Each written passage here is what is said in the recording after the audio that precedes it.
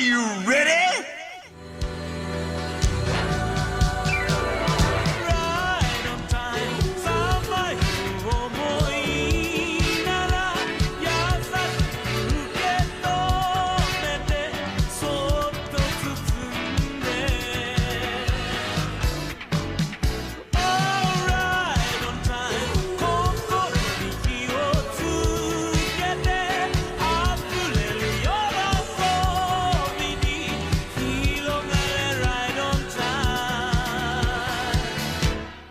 Hello, everyone, and welcome to the seasonal roundup. This is the new thing we're doing. Yeah, where summer. we're watching one of every. So we're splitting up the shows, and people are watching we're watching every episode one, and we're about to do a draft to pick the shows. So some people don't want to watch like the super bad shows, so they might get stuck with them. Some people might take the shows that people want to watch. So this is how we're doing it for the roundup. Quick, so this is recorded before we go 2 to weeks the before we record the roundup. Yep, yes, and before we go into the dividing of the shows, I do want to add so we're not only discussing shows that only one of us have seen.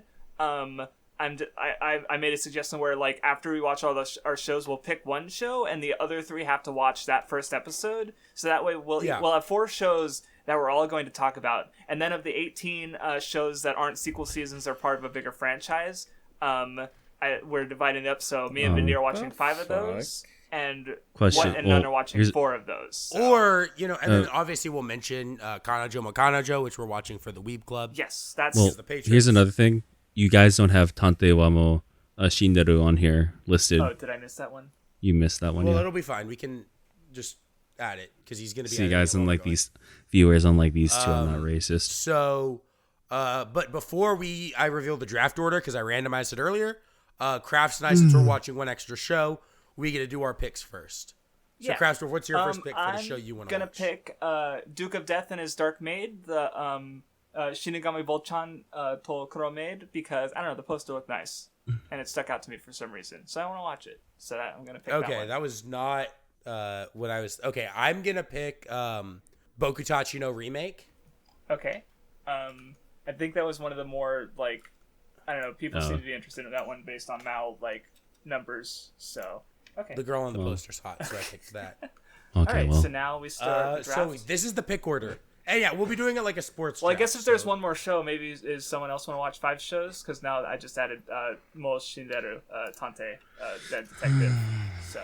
Well, I'm not racist. Okay, or I'll just watch 6 shows.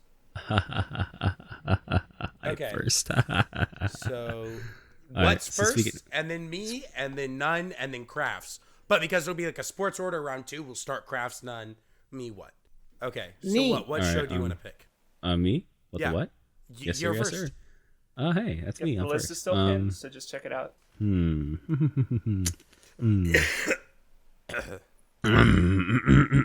I was literally just looking at where the fuck did it go. Okay, fine. I guess my first one will be... you know what? Just cause it's here, Sonny Boy. We're gonna do Sonny Boy. Oh, I wanted to watch Sonny Boy. I was gonna pick it. Sad. You can watch it too. I know, but whatever. It's fine. Who's second? Me. I'm surprised you didn't pick Kageki Shoujo.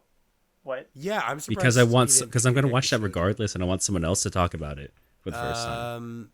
I'm gonna pick this Tantei wa Shindeiru. Okay. Oh damn. Dead Detective or something. Anyway. Yeah. That's what I picked. Did Craftsdorf picked in Who's his third? initial pick the Duke of Death thing, right? Yes. Yeah, that's his pick. Okay. Fuck you. I don't know what to pick now. Sorry. I'll pick Shiroi Suna no Aquatope or whatever the fuck it is. I don't know. Oh, I was gonna pick that one next. I love PA Works. I think I am going to pick. I know what Crafts is tempted to pick, but I feel like he might not pick it just because. 5 Bio de Battle because the title reminds me of Ino Battle no Nichijo or Ino Battle K Nichijo or whatever the fuck it's called. So dumb reason, but so that's yeah. Oh. Wait, do you not have? Do I not have what? I think there's another thing you're missing on here. What is it? I can add it. But if it's the Genjitsu Shugi Yusha, what's the How Realist Hero Rebuilt the Kingdom, or did you have it? Is that I might have missed it? Well, unlucky, I think. I was gonna pick that next, but it's fine. Hold on, what's the Japanese or again? Genjitsu Shugi Yusha no Okoku. Oh, I did miss that one. I missed a whole row. Okay, or except for yeah. Yo, dude, guys, if you look on the seasonal thing, you can see a company that overworks its animators. All of them. I added it. So. Thank you, Vindy. Wait, what date is it air? Okay, it's good. Yeah, it's soon. Okay. It's good. I added it. Oh, it's a sequel. Fucking. Wait, is this okay, so we're on round 2 now, right? Or did yes. I already pick? I picked, so we're. I already picked. Wait, It is me. What the what? Okay, no, it's then I pick Genjitsu. Okay. Wait, what? Cheat. Did what pick? I thought it goes backwards. I picked before what?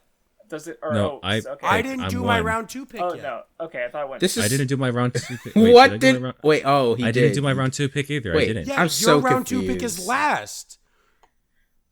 Yeah, I don't know. You what already the fuck? did you? Oh, okay. I'm looking at the what order. Okay. Wait, why am I last? Because if you were round first 2 in round 1. Oh, is that how that works? Yes, and then you're first in round 3, so you get 2 picks. That's how a fucking draft works. What? No one knows how a draft works except for you. Oh my god. The only draft so I who's know is second? the military. Pick already, dude. I don't know who's second. Can you hurry up? I already picked. No, Vindy wait, already what do you mean? picked. Who's the second? I don't. No one knows how this works, Vindy. Who's next? Nemaji is Nemaji. Okay. What's next? Basically- I was because third. Crafts and None already picked for round 2. What's next? I didn't What pick makes for Wait, round I only 2. picked one thing. Oh, I thought Crafts already picked for round 2. No. Yeah, No, see, Crafts Nemaji. goes. See, Vindy's on drugs. Oh my god. Nemaji, go. Go ahead, Nun. Crafts should No, have picked, it Crafts it's should have picked Crab. 2 in a row. After Oh, Crafts you picked didn't tell me Diade that. Fabio, he should have picked again because he's the first pick in round 2. I'm so confused. Okay, Crafts picks. I'll just fucking lead it. Crafts picks. Okay, I'm picking a cheap pharmacist. You'll lead it. I'm picking cheap pharmacist See? and slow life. Okay. Oh. Now well. None you pick. Okay.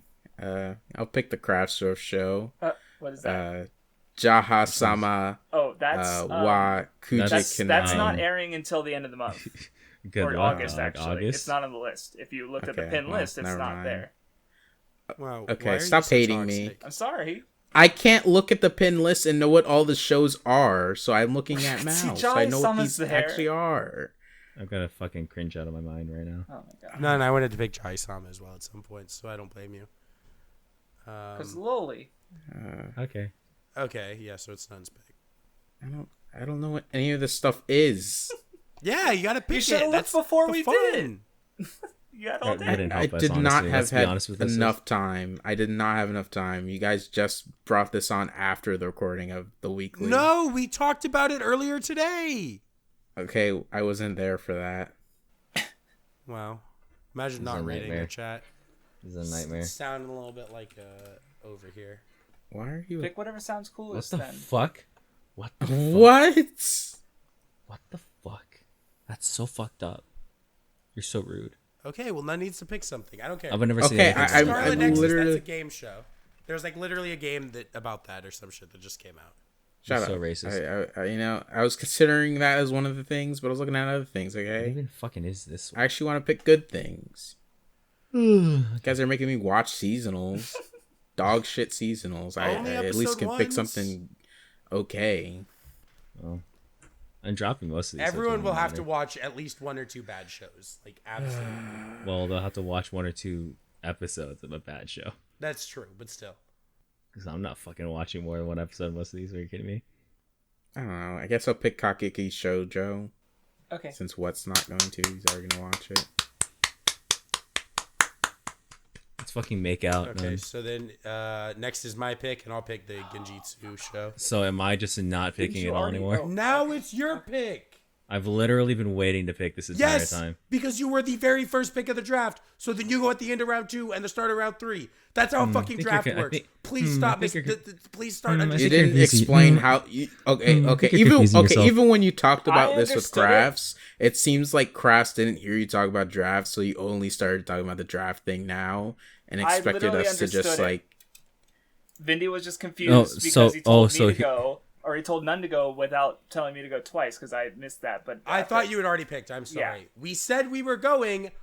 We said we were drafting. It's 12:40 today. Hey, Nun, how are you doing, man? We decided we would draft. I'm doing okay. You doing okay? Yeah, that's good. I'm glad you're doing okay, I'm Nun. fucking baby mall. You're a good friend. You're a good friend too. God. I love Thanks, you, man. Dude. Give me a kiss. Okay, what? It's your pick. Vanitas no Carte. Which Because one? it's bones. Why not this one? Oh, the Bone Show. Okay. Okay, real quick, make sure the list looks correct. It should have all of our second picks, which I mean it has. Shut three for up, me Dark because we have to Triad. Start first 2 picks in Vindy. You're manipulating me and my That's friend correct. Nun. Okay, so now Why don't what you picks? shut up, Dark Now Triad? what picks again? Well, Because we're you in hate round me. 3, and he gets the first pick round 3. You really want me to suffer, don't you? You fucking bitch. Ow, you want just me to got fucking... it. This one has a cute lady, so Megami-ryou to no fucking Goddess Storm? suck my dick. The one with the pink-haired lady. You're reading Mal.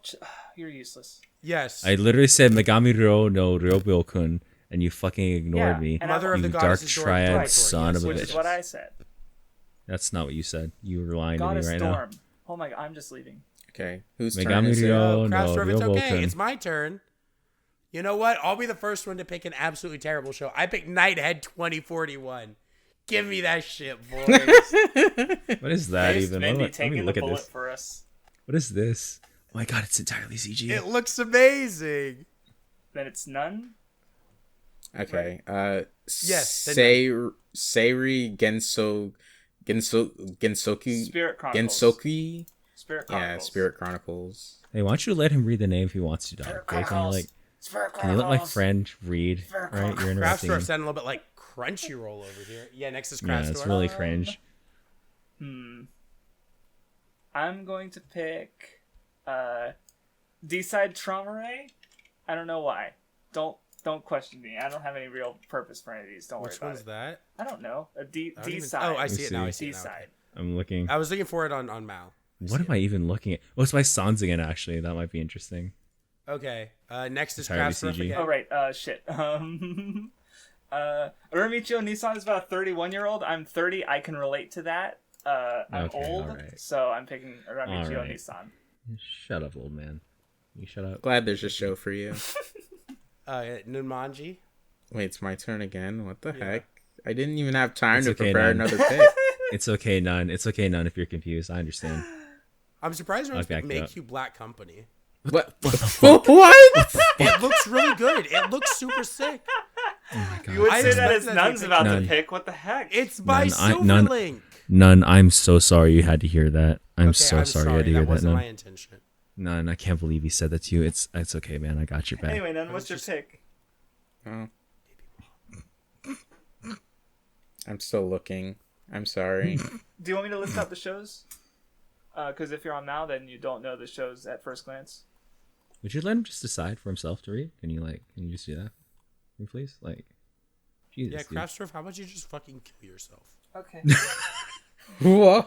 Okay, I'll pick. Vinny, that's so toxic, dog. Suki ga Michibiku Isekai Dochu. Okay. I'm sorry. Tsukimichi. How about you shut up, man? I'm trying to read sorry. this. Okay, I'm next trying is to read my the show pick. that none I'm Manji gonna picked. pick Make You Black Company. A racist, dog. Racist. Next is What the What's pick. And after that, there's Is it 2 my more thing? shows. Is it my pick, man? So then, What and Crafts grab an extra, or What and None grab an extra? Yeah, because we fucked up, and there were 2 shows that Yeah, were yeah, missing, yeah. so it should have been 20, which should have been even, basically. Yeah, so. yeah. Basically, Well, we're all bad. It's okay. It's okay. I'm So not you guys bad. got like Anyway, extra pick, like first pick Yeah. at the beginning for nothing. Yeah. Since Crafts is old and can't do math, that's what happened. I missed 2 Absolutely, that's what happened. shows. It's not that I can't do math. It's that I can't DAS see. backwards. Here's the thing, right? Here's the thing.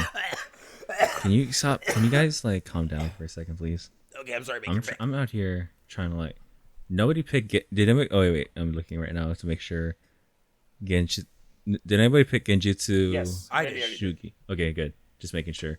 The 3 left are I'm Peach just Boy making sure- just Riverside, remember- Scarlet Nexus, and Remake. Okay, so because Peach Boy Riverside is a stupid name, and when I read this fucking synopsis, I don't understand anything it is saying. I'm picking that. I thought you were going to say you weren't going to pick it. Dude, look. Okay, tell me what these words mean, right? What is happening in here? like peach eyes or something. Like, did anyone? Magical All world. right. So wait, hold on. Oh, unfortunate. Okay, so I thought I was gonna do another pick you real do. quick. Okay, yeah, wait. go. But do we want to Real flip a quick. coin? No, Or did we no, just skip none. we- No, I say none because I feel like Okay. none was the last Okay. one. What went first in the draft, and none can get the last can- right. can- The first. Or, Can we stop for a second? What is happening over here? What is I like the happening dog right here? And the rabbit. No. so yeah, Not the the dog. last We'll two talk about shows. it. We'll talk about it. The last two There's shows- still look. This isn't the same video where we watch the shows, so we'll talk about it after we've seen it. Wait. So Scarlet Nexus or Remain are the last two shows. I almost picked Remain, by the way. I'm sad that I had to pick a Okay, good show. repeat yourself, Craftsor. Scarlet Nexus and Remain are the last two shows. You get the last pick, and then what gets the other show? It's okay, None. Take your time. I believe in you. You know why not? Scarlet Nexus. Okay. By the way, All I right. can't wait to be toxic and make everyone watch Nighthead 2041 with me. I'm not gonna do that. I'm sorry. That's really. literally how the episode's gonna work. See, All right. see, here's the thing. So- Maybe we can You find are like not a my new friend. god of high school. So You know? I'll read Another it out. I'll read it out. masterpiece. So what is reading? What is going to watch the first episode? I'm Each reading. of Sonny Boy, Case Study of Vanitas, Mother of the God Storm, Peach Boy Riverside, and Remain. I'm watching Duke of Death and His Dark Maid, 5 Bio de Battle, Shinigami Bocchan no Kuro Cheap Maid. Pharmacist's Slow Life, D-Side Traumare, the animation, and Uramichi Oniisan.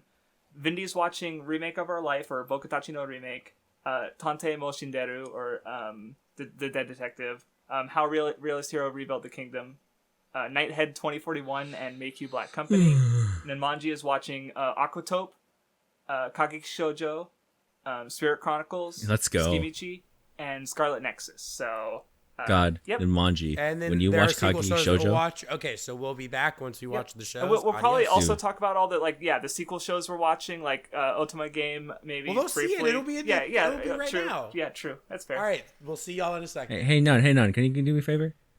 When we Yeah. watch Kageki Shoujo together, can we hold hands? All right, All right. I'll watch it soon.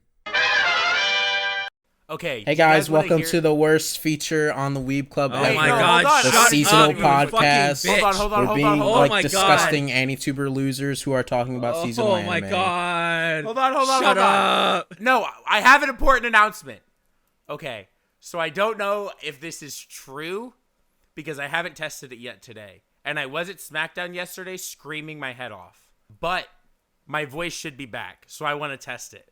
Let's go! Oh my God, we're in the money. All right. Oh my God, he's Oh, better. God. He's And my healing. mom's out of Love. town for like at least 2 weekly recordings. Oh, we're about to get lit. Imagine having your voice back on like a seasonal episode. That's pretty sad. Oh my actually. God, he's doing this. Oh, it's not fully back. I can't woo. All right, you guys need to stop, all of you. So yeah, we already picked our shows. We already kind of introduced what we're doing. So we're gonna go through in air date order, and I think we will talk about the sequel shows. So for the remember, people who watch them, Nanmaji, but, you can hit the sort button Shut the on fuck my up, I already anime did. list. Shut up. Shut I'm up. just well, gonna and watch what's what's first stream of them. anyway. Oh hey, Yeah, okay. tell me so, all about Pretty All Friends selection, or did you No. not watch that? No, it's Beach Boy God. Riverside. Oh my God! Maybe he watched both. I could see Dude, him I watching wish Pretty I All watched Friends that, selection. but- that's like- definitely a craft store show because it's aimed at like literal That's baby actually absolutely a children, craft like store Aikatsu show. and Precure. Oh. So yeah. Why say didn't you that. watch it? So for Because the I haven't watched the fucking other 500 wait. episodes. I That's don't know. right. I fucking forgot. I was about to say, should we explain what we're doing? But then I realized that there's a part 1 where we did that, so we could just keep going. Stupid. Like how would you? My bad. freaking I'm know? sorry. Yeah, and All right, anyway, and that what the old what? one, your grandma was here for some reason, but you're Oh here my now. God, you're right. My grandma was in part 1. Oh my God. So anyway, then I had to start part 2 off with the fucking screaming. So anyway, Anyway, so I watched a show called Peach Boy Riverside. Apparently, the character design was done by the Kobayashi's Dragon Maid mangaka, and I wish I could tell you what happened in the first episode. I really wish I could. I deeply desire the ability to comprehend what it was that I watched. Okay, so also real quick correction. The manga was written by the Dragon Maid author, but the artist was different for the manga. okay, so. because we saw character designer, and I was about to piss my fucking pants because Jesus, the show is ugly. But we'll talk about it. But okay, So I'll tell you the biggest selling point and or biggest repulsion thing. So you know how we talked about how there was like some weird rabbit thing, right? We thought, oh, maybe they're just wearing like an outfit, right? Wrong. No. I mean, what's her name? Fucking Frau? Yeah. Okay, let me show you what this fucking creature, this fucking abomination of nature looks like. Do you see this? Wait, I love that. That's the fuck? Funny. What the fuck? It's also really funny that there's another character, going by Mal, there's another character in the show called Carrot, apparently. Yes. Wait, she has just 3 fucking but it's toes. Not that That's one. so funny. And they look CG. Oh my god. Wait, is the show CG? No. Why do her toes look CG? Do you see that? I see a lot of things right now. Why are you fixating on her toes, Vindy? I don't know. Look, we're bringing back the No. Vindy feet arc. Remember Latosi's and shit. But Right, like, we can't spend too long on each individual show. no. But I just want here. Let me just tell you what fucking happens. So the girl with big tits walks into town, and the very first fucking thing she sees is this creature named Frau. Do you see it? It's wearing a schoolgirl outfit. And sure. And like, this is supposed to take place in funny medieval fantasy world, but the rabbit girl without a mouth is she doesn't have a mouth, by the way. She's just there, and apparently there's demi-humans or Ajins in this show, and people hate them because they're like monsters, but not really, because sure. And like, the fucking show opens up with this rabbit murdering a giant monster by kicking it in the fucking face. And then literal seconds later, it turns into haha funny, like, haha, we're spending fun time in this town. And then a fucking demon lasers an entire town, and multiple children and people fucking just die, melts in front of the main character, fucking in the most brutal way possible. And then the rabbit fights the giant creature. It's a walrus, by the way. A walrus that's a demon because it has a horn on its head. Because if you have a horn on your head, you're a demon. Sure. And then, like, the rabbit loses a little bit, gets hurt. So the main character... racial profiling? Yeah. Yeah, and then the main character, the girl, is like, hey, the legend of the peach and killed the demons... Momotaro? Yeah. What if there were two peaches, and she just fucking cuts the demon in half, and then a poop-ass opening plays. Sad. And as I attempt to process what it was that I witnessed, I just turned off the episode and went to bed. So, like, maybe you could watch it. I would encourage you to... See, the thing is, I would encourage you to watch all of the shows that I got, at least once. Because, we'll get to it, but 2 of them are crackhead shit. One of them I like significantly more for being crackhead shit, but Peach Boy Riverside I dropped. Just within seconds of the episode ending. So, like, do with that information what you will. Mm-hmm. I mean, and it is a manga adaptation. I don't know how much of the manga is translated but I assume if you, like, maybe it's a weird adaptation, or maybe you can just, like, quickly go through, and I don't know, maybe it's good. Is it a weird adaptation, right? So, like, because if I look at the manga version, oh my god, no, oh my god, no, actually it looks worse. Oh my god, no, actually. No, none of this, please. I'm reading that. No! Please move on. I don't want to ever talk about this again. I guess the next seasonal was something that I watched, which is Scarlet Nexus. It's My like Studio Sunrise. It's a mobile game adaptation thing. Oh, cringe. No, it's a console game.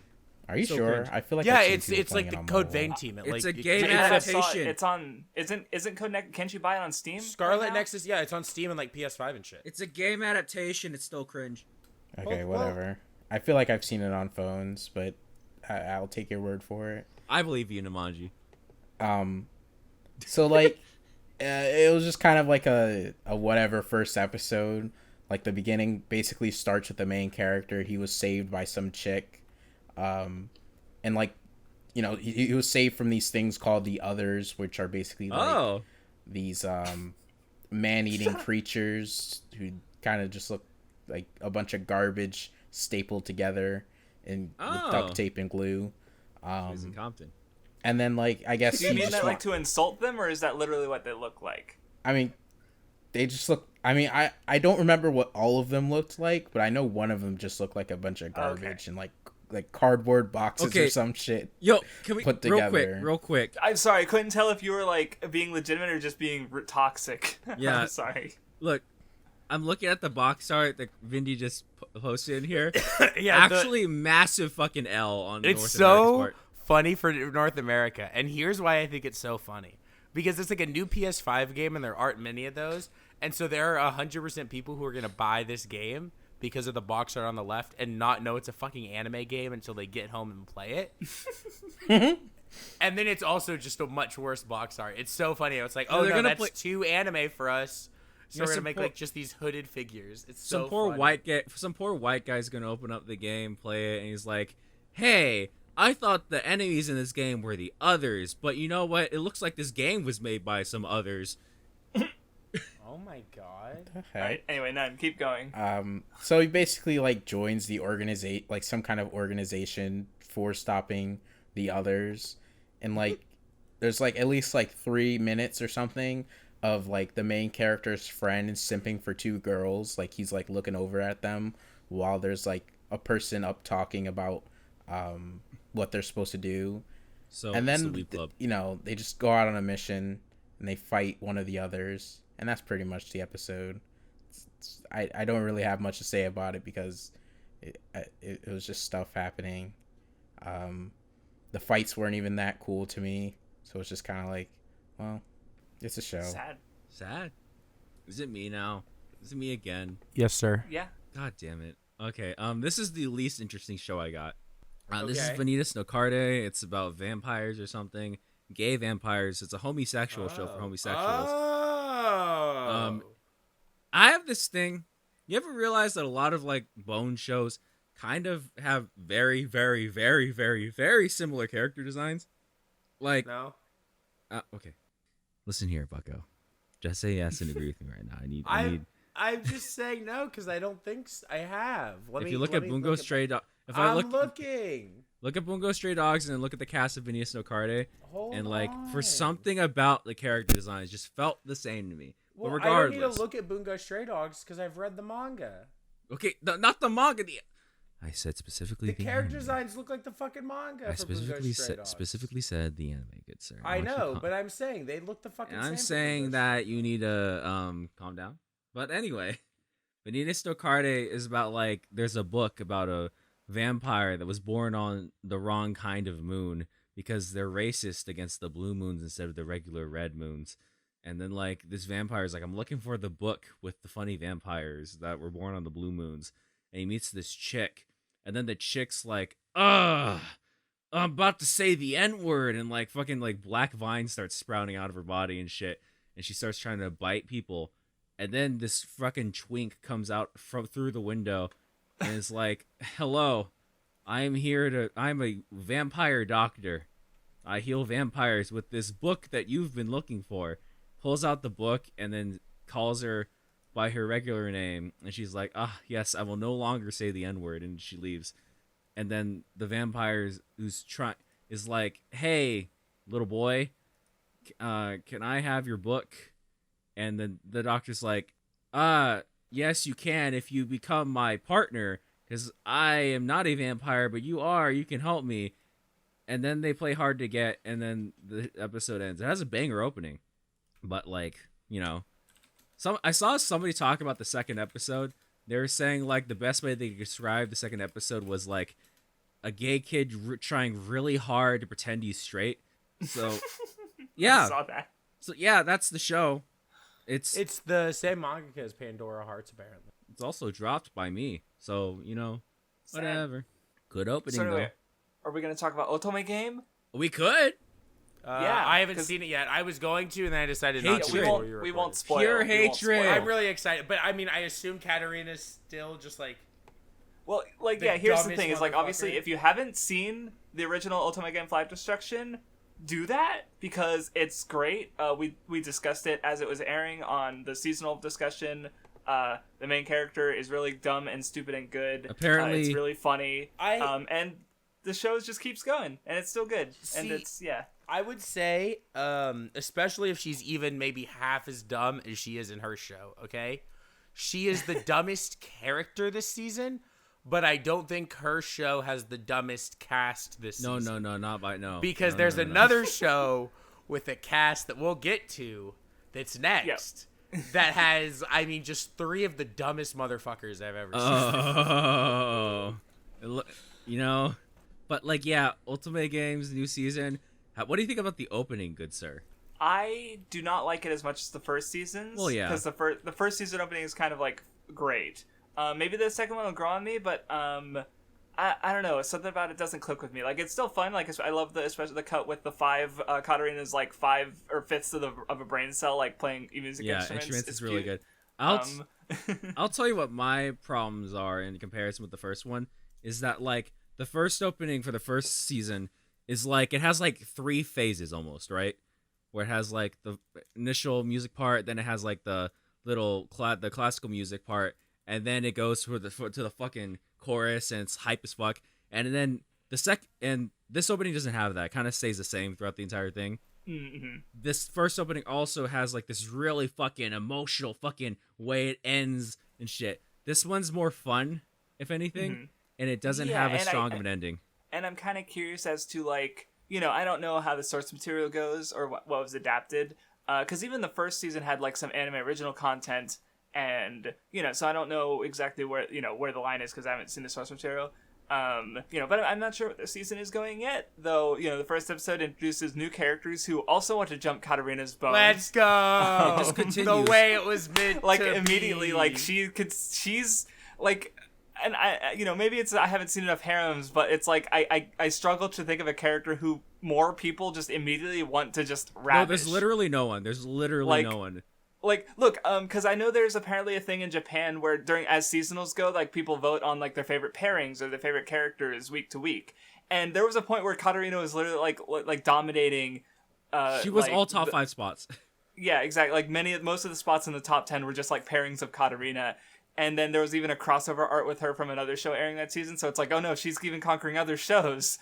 Look, she's the everybody loves her. Really she's the only harem protagonist. She's the only harem protagonist I've ever seen that gets more people on her wanting to jump her bones by literally just being as stupid as possible, right?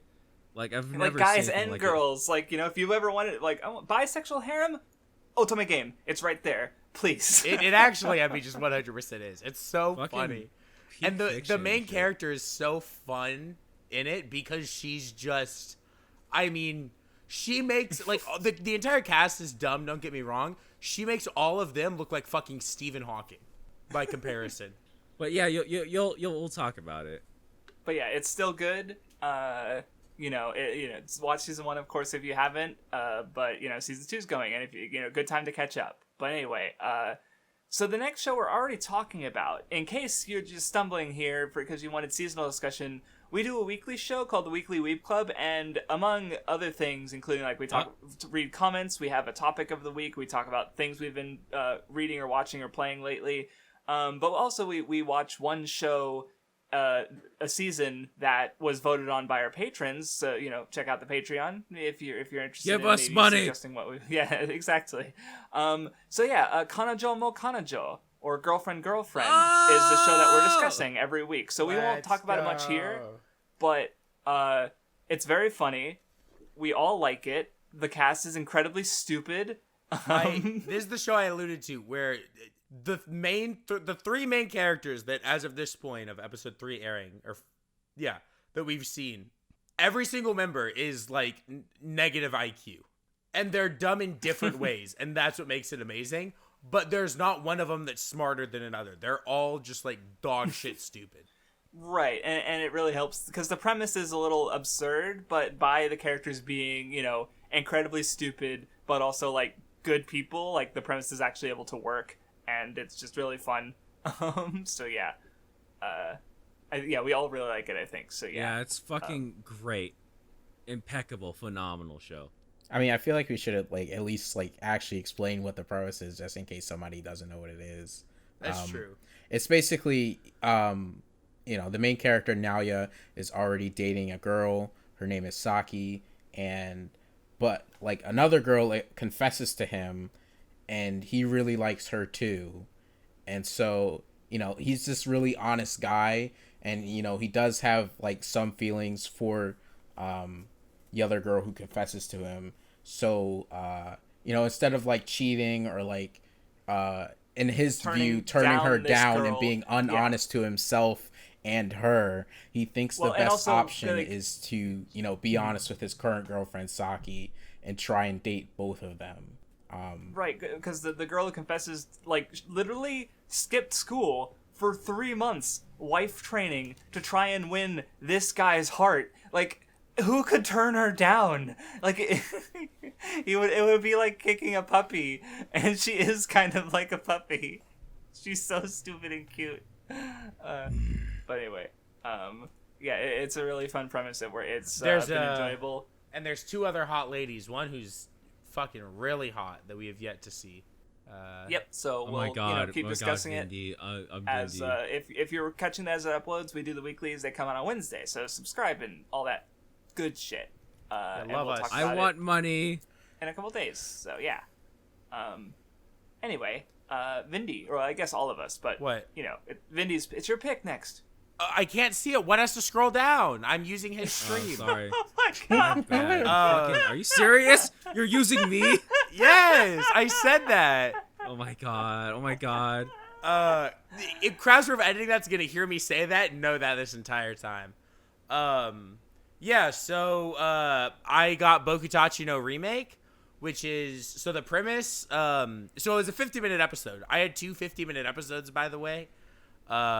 Which I'm a little pissed I just realized, Vindy, you have the next 3 shows. Oh my god. No. What's watching Get a Robo-Arc? I've not watched the I guess episode. so. Yeah, you can I haven't talk watched about the first that. episode That's yet. right. You haven't watched it yet? Okay, yet. so then no, we'll skip it. Yeah, So Bokutachi no Remake, it's it's like this guy who's like a 28-year-old failed game dev. He like goes home, and when he's there, somehow he goes to sleep after reflecting on how when he was going into college, he got into a prestigious art school, didn't go, and then much later, after he tried to make the safe option and get a job, then got into game design and then fucked up. He's thinking about, what if I could go back now? I would go into the art school and see if I could do things differently. And he wakes up as an 18-year-old making his college decision. And so then it cuts to when he's at the college, and now he's living his college life as an art student, living in a dorm with 2 really insanely hot women.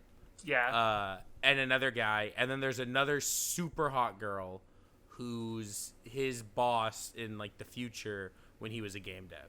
Even though that didn't work out. I think the most interesting thing was kind of like the show starts with him already being a failure, and like he's already been turned down from like, well, not turned down, but he has like many projects that fell through, and then like we see him get this good opportunity, and seems like things are going well, and then the same thing we heard has happened to him happens to him again, which was it kind of seemed like since it already happened to him so many times, this was gonna be like the one time where it was different.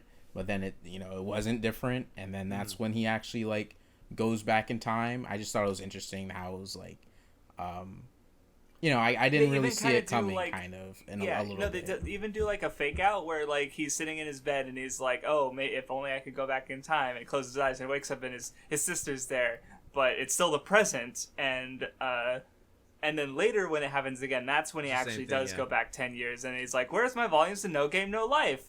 This series that wasn't published yet." Yeah, and he has like a PS2, and he's like, "What the fuck? What about the PS3?" She's like, "The PS3? The fuck are you talking about?" He's not gonna tell anyone about the Toho earthquake. It happens in like 5 years. No. He said, "Fuck him." He said, "Fuck him." Yeah, I mean, I think for a little bit, for me, I think part of the show got kind of like personal in a way, because like, kind of what I'm like doing now personally for school is like what I'd wanted to do, but I guess I was like. He was like, "Oh, maybe I'll do the safe choice, do something that I know I can guarantee a job in." But then I just kind of like got alone. I was like, "Nah, fuck it, I'm gonna do what I want," and like change what I'm doing in school. So I was like, "Okay, I can vibe with this." And then I think that like even already, I liked his relationship with the people in the dorm, specifically him and the blue-haired girl, had like a super great conversation at the end of the first episode that I really liked. Wow.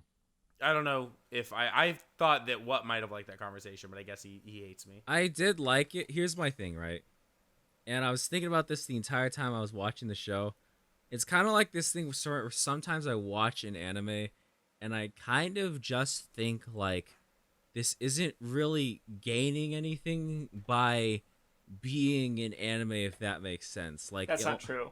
If it was like a live action thing, I don't think much would be different aside from the fact that the blue-haired chick is very hot and has a very good character design. Yeah, that's literally yeah, what okay, I was that's about the to only say. thing. That's literally the only thing, though, right? Why are we pretending like the blue-haired girl's the hottest one when there's the fucking Oh my ponytail God, girl okay, who yeah, the first thing, the first singular Resident first Sleeper. thing she does in the Resident show Sleeper. is punch a boy. Like, what do you want from me, dude? Hold on, I'm going to my screenshots. I Resident know Sleeper. they're here. No. Resident Sleeper. No. Yeah. Grow up. Aki is the resident sleeper because that's the first thing she Like, does. okay, is like- sleep with the main character I mean, Yo. like, okay, look, this Let's is go. very good. and okay? get his You're white right. liquid on her chest. and Yo, all let's that. go. Yeah, dude. That's how you know this show's based. But then there's this girl, and it's like, okay, well, the first girl sucks now. No, actually, not true. Objectively, not true. But it's fine. I will It's say fine though, to delude yourself. of all the shows that I watched, this show by far are the hottest girls, I think, and the best like Well, making them hot. Because you know how sometimes it's like you'll watch anime and it'll try to do fan service, and you're like, this just kind of like sucks, and like you know that like manga does it so much better. I thought this show was pretty good about that. Like I thought the girls were still super hot, and sometimes I don't think that in anime. So props to the show. What are you fucking yawning about? you. He's just being toxic. What's wrong with me? You're fucking. You do this shit all the time, man. It's like this guy. The hottest girl is the same girl every single time. It's the same girl, Vindy. I have a type, yes. Yes. What's wrong with that? Get a new meme, man. It's not a meme. All right. I guess your love for anime women is all a meme, but mine is not. I'm being 100% Hundo P myself. Okay? I have to convince myself it's a meme, Vindy, or else I will kill myself. So like, No. I'll never change. This is who I am. Okay, Well, so But yeah. Anyway, I guess if I don't see, the thing is, I mean, and this is just true of like this format in general. Is by only watching the first episode, like most of it's going to be spent like setting up like the characters and setting and premise, right? So in all the I'd say in all these cases, like we only can guess so much of the show because like I did like the first episode, but I didn't like it enough to decide to watch it weekly. really, I so think I'm gonna I'll- watch it weekly. Like I was really, Okay, really into it. I'm gonna wait till it ends personally, but I liked it. It's not the first redo premise I've seen because there was Real Life, I think it was. yeah, called, Real like, a Life few was the years one ago I was thinking about. that I the watched exact same and thing completely happened, forgettable. No, there's also again a manga by that name that I've heard about, but I have not read. Isn't that the so same it's- thing as Erased as well? No, Yeah, Erased yeah, isn't about him going back to yeah, relive like a life because of his failures. Oh, okay. Yeah, it's like him. This kind of yeah. It's kind of like, It's like in a Erased, murder it's more mystery, really. so, a mystery that was never solved. Any kind of regrets, being a bystander, I guess. Yeah. Like he, like a lot of his friends and stuff got fucked over. So it's just kind of like Yeah. dealing with He's trying to that. find the imposter among us. All right. Does anyone else have anything more to say about the show, or should we move on? One thing I will say, Mr. Craftsworth, when they that scene where he's sitting there in the film class and that chick raised her hand, she says, one of the elements is Flawed characters? No, she basically says conflict, right? She says another word for conflict, and it's like, yeah, who's got the last element? Dude, you there? You know What who's is sitting in that fucking classroom? Maname Matt. Dude, Is Maname in Matt's that so class smart, dude. fucking Maname Matt's the one learning, who's bro. sleeping, and then he wakes up and goes, "It's a foil. That's the last element." And it's like, holy You shit! think Maname Matt watched that episode and saw that camera's like, that's me. He said, "That is me." Wait, didn't he All quit right. YouTube? Can we make fun of him still? Is that He BN didn't if he quit quits? YouTube. He just Didn't quit he? making AniTube specific videos. Oh, then we can make fun of him. He's a coward. What the fuck? What? Look, all I'm saying is, right? If dude, film class is so fucking resident Imagine thinking sleeper, dog. AniTube is too toxic for you. Fucking cringe. Fucking- Nobody in this dude, community fucking talks to anyone else. very We say sad. sitting in like the fucking. Well, poison I guess I swamp. mean talks publicly is what I should have said. Everyone except for fucking me, but, you everything's all private. It's cringe. All right. Anyway, Vindy, Vindy. you have the next show too. Okay, this show sucked ass. It was so terrible until a cute girl showed up, and then it was okay for a little bit, but it was still not great. So, it's Realist Hero, or How a Realist Hero Rebuilt the Kingdom or something. It's pretty fucking bad. So, like, the idea is like a 18-year-old boy. It was interesting because this show actually showed, like, so, like, in this show, it, like, the kingdom summons the hero, and so then they're, like, whatever, but, he's like this 18-year-old kid wants to be like a civil servant or whatever. There's some shit with his grandpa, it doesn't matter. He gets summoned to this other like fucking world, and the king's like, yeah, we're gonna give you to this other like country to pay off our debts. So we summoned a hero for that. He's like, okay, what are the chances they dissect me? He's like 1 in 10, homie. So he tries to talk his way out of like getting dissected. It's like, no, what we should do is reform the economy and then just pay them. And the king's like, oh my god, that's such a brilliant idea. I never thought of that. You're the king now and you can marry my daughter. I kid you not, that's what fucking happens. That's actually what fucking happens. I'm not fucking with you. Man, if only those old-timey fuckers in the fantasy world knew about economy. And so Then- he just becomes the king. They wouldn't need some 18-year-old brat saving them. And I now, guess. okay, his daughter is a cute ponytail lady.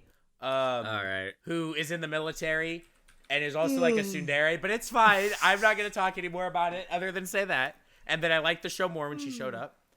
But like, it was still really boring. And like, it was just kind of like this whole thing where she comes in and she's like, okay, who the fuck do you think you are stealing the throne? Is like, I don't even want the throne. I'm giving it up in like 2 years once I fix the economy. And, they basically were like, no, not allowed. And, it is boring. I didn't like it. I don't recommend. I mean, you could watch it for yourself, but I wasn't super into it. I think it would have like its like group of people who would enjoy it, but it definitely wasn't for me personally. Okay. No, hey, look at that. Okay, the next is fucking the detective is already dead.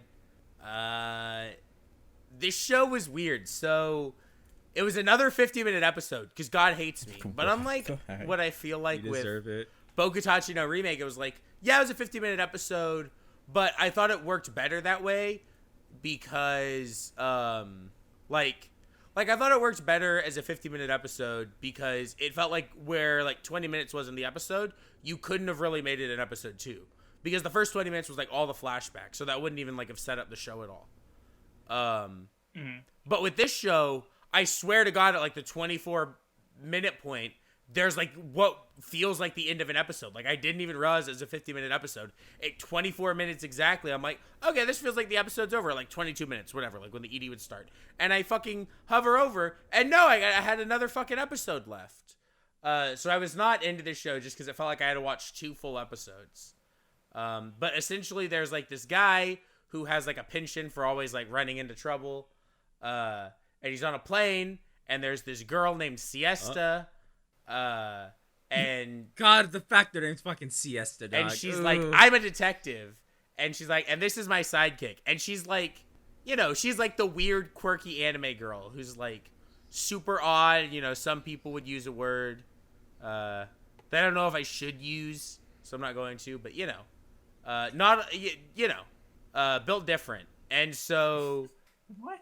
you know what's type? It's like long-haired blank girls. Okay. She's like What's that. wrong with you, dog? You're so mean to me. Oh. What the heck? And Hold on, so now I'm curious. And so, you know, it's fucking, she's like all weird and stuff, but she like also then fights and like kicks the shit out of this fucking like mechanized whatever on the plane and like shoots him with a gun or whatever. And she like planned all this out like this like 800 IQ genius where like she had him on the plane at the time that it happened because she knew that he was going to be her sidekick, all this crazy shit. And so then from there, like the second episode is like she convinces him to join up with her and be her sidekick, and then he skips forward 3 years, and he's like, yeah, and that was in middle school, and now I'm in high school, and she's fucking dead now, and then the episode ends. Oh, okay. So it's fucking wild, and I think that the premise after that is supposed to be that, like, there's a girl in his high school who also is like her, but he saw her die or some shit. I don't fucking know. I read the mouth. I'm watching this show right fucking now. It was fucking insane. It was weird, and I was kind of bored by it because it was such a long episode. I would probably recommend watching the first episode as 2 episodes and making up your mind. But 15-minute episodes are not my thing, personally. Basically, just actually be prepared for it to be double length and don't, like... Yeah. This fucking picture shows her armpits, and then it fucking right next to it says National Idol. I didn't see her in episode 1. Is the girl you're talking about the Natsunagi Nagisa? I don't know. I haven't... It shows 1 second of him in high school, and he goes, and she died. And then it goes to fucking the Edie. I'm not shitting you. Like, that's what fucking happened. Why is the description on her mouth just say mysterious detective who's opposing an evil organization? Because that's all you learn about her in episode 1. She's kind of cute, though, man. She is, but she's fucking dead. What? She has a freaking, all right, none. Shinigami Bocchan was your show, right? No, it's Grafstor's show. Oh, I'm sorry, Grafstorf. I thought none grabbed it. I know, this is like the first time I actually get to talk about my show. I'm sorry I had 3 in a row. I didn't want it to work out that No, way. I know, it's just funny. Well, no, it's also not even just that. It's that everyone's gotten a show except me. So yeah, anyway, Shinigami Bocchan, Tokoro Maid, or the Duke of Death and his Dark Maid. So basically, the premise of the show is that the Duke was cursed by a witch, so that he'll never be able to love anyone and no one can love him. So whenever he touches someone or something, it dies immediately. So, he touches a flower, it wilts. He touches a person, they're skeleton. Right? So his family's basically abandoned him. He lives alone, except for, the Dark Maid, Alice. And so, well, the weird thing about the show is that it is entirely in CG, which is weird to me because I feel like... That key visual on Mal doesn't make it look like that. I know, I didn't think it was either, and I watched it and it's like, why the hell is this a CG anime? Which is one of the 2 CG anime I got. What were you gonna say? What? I thought the show you got was like a fucking it was by the mangaka of fucking God, I'm blanking out on the name right now. It was a really good fucking anime. Fucking it's the one about the gamers, right? Gamers? Oh, I know what you're talking about. No, not Gamers. I can't remember what it was. Can we watch Gamers at some point? Because I want to rewatch that show and it's magical. Fucking, it's so good though, and I'm blanking. I hate that. High Score Girl. I thought it was by the manga of High Score Girl. I see why you thought that. Okay. Yeah, because like I watched the opening as well, and the opening has like the same sort of CG look. So I thought it was by the same mangaka, but like it's not. So okay, it's wild to me. Maybe it's by some of the same anime staff or something. Well, it's wild it to is me JC staff. I would say it's wild to me that it's JC staff because I feel like they don't normally do CG anime. I guess I could be wrong. Anyway, but... I can only think of 2 reasons why it might be CG. Alice's left boob and Alice's right boob. Because in the OP, those shits were bouncing. And also, no, like, that's not even a joke. The show is horny as fuck. Like, Alice wants to bone him even if she will turn to bones, okay? So there's one joke where they're having guests. And so she says that he needs to change, and he's like, well, I can't change with you here. And then she like starts removing the straps from her dress, and she's like, would it be okay? Would you feel better if both of us were changing then, or both of us were naked? And I'm like, or like she just does shit all like another time one she had is like she fed a snack he had cookies and he had one left. So, she said, finish your fucking food. So she picks it up, puts the cookie in her mouth, and makes him take the cookie with his mouth. Like, yo! She's just, and like it makes sense because he's been cursed to never be loved because like no one can accept him if you touch him and you will literally die. But like she's basically like tempting him to like touch her, but like in doing that she's also sort of like accepting him for who he is no matter what, kind of. So it works. And she knows that if she touches him she'll die. So yes, everyone does. That's why everyone avoids him except for her. So Kraftsdorf, what I'm getting from this is that even though she knows she'll turn to bones, she still wants to jump his bones. I got it. Yeah, I literally, I'm Crash pretty sure I said you- that. yeah, I'm you pretty did sure I make made that that- joke, you but did you make that weren't joke. listening to me because you hate me. So yeah, it's like, I don't, like, I did drop the anime. That's not because I don't like it or don't think it was interesting. It's more just that, like, I don't see a reason to watch the anime personally. Like, I would rather just, there's 180 chapters of the manga already translated. Like, that's never gonna get fucking adapted. So, like, you know, at least in my case, like, if I was really interested in it, and I am kind of interested in it from the first episode, like, I'll just go read, like, the fucking 20 volumes of the manga that are translated, right? Please? Like, it already has, like, a following. Like, it's not like some of these other shows where it's, like, maybe they have a few volumes translated or no translation at all. Like, it seems very close to caught up if it isn't. Like, I'd be surprised if it wasn't with that many chapters. So yeah, I did like the show. It's just a matter of, like, you know, I don't know if I'm gonna watch it. I'll probably just read it eventually, but you know, no time soon. So yeah, that about covers Shinigami Bocchan. All right, so here's the first thing I gotta say about fucking Remake. The first thing I fucking see in this show is this man's in a fucking coma, right? Oh my And god. actually no. The first thing he sees actually is a ball. Then he's in a bed in a coma. Then the last shot of the opening is balls. Well, I'll pull my pants back up. These kind of balls. Like, man's literally spreading his legs to show throw his taint in my face. So, like, that tells you what this show is. And then I find out this man was fucking in a car accident. And he lost all of his fucking memories from the past 3 years. And apparently, he was like, you know in Kuroko no Basket, it's the Generation of Miracles, right? Yeah. Imagine if, like, fucking Kuroko didn't have his fucking memories of the past 3 years. Like, didn't remember how to play basketball. And, like, they're all... So, kind of like that, right? They were, like, the 4 horsemen of fucking water polo or something, right? But he was, like, the best of the best, and now he doesn't have his memories anymore. So they're all upset about it. And so he's like, I don't know if I want... So he's, like, mentally a fucking 6th grader. He's like... Oh. He's like, and he's starting high school? Yeah. Oh, God. Okay. So like he's like, you know, oh, I don't know if I want to do water polo. And then we fucking see the flashback of when he fucking got in the car accident with his little sister in there, and she's fucking having a PTSD nightmare and shit. And I'm like, yo, what? Chill out. Fucking chill out, show. Like, every shot of these men as well is like with their, like, balls as prominently fucking there in the frame as possible. And then you're gonna hit me with fucking, like, just PTSD immediately, right? and then like, back to comedy and slice of life. There's a fucking turtle in this show that he's got as a pet. Like, Did you feel objectified? no, actually, because then I find out that this lady's in the show and she's hot as fuck. So, like, you know, Oh. she, you know, so it's got me on this fucking. It's got me on this fucking, like, emotional whiplash, right? I'm seeing fucking scrotes in my face, followed by trauma, then followed by more scrotes in my face, balls everywhere, hot lady, balls, trauma, a turtle, and I'm like, okay. Good show, actually. It fucking did a pretty good job. Just a little bit weird. Maybe that'll, in ways that'll probably level out. I expect as you watch more of it, right? There's a twink in glasses that really likes the main character. He's like, you show me the light, the wonder of water polo. And he's like, dude, I don't know you. Who are you? And he starts running away. And he's like, okay, so I'm just gonna go to class, you know. Even though I was the star, I'm just going to start normal life and not going to do water polo. And then the fucking teacher comes in. He's like, hello, I am the fucking coach of the water polo team of this school. Now raise your hands if you want to join the water polo team. And, like, he fucking, like, roasts these kids because they're like, water polo's not that popular. He's like, you're only going to join something because it's popular? Fucking pussy, fucking bitch.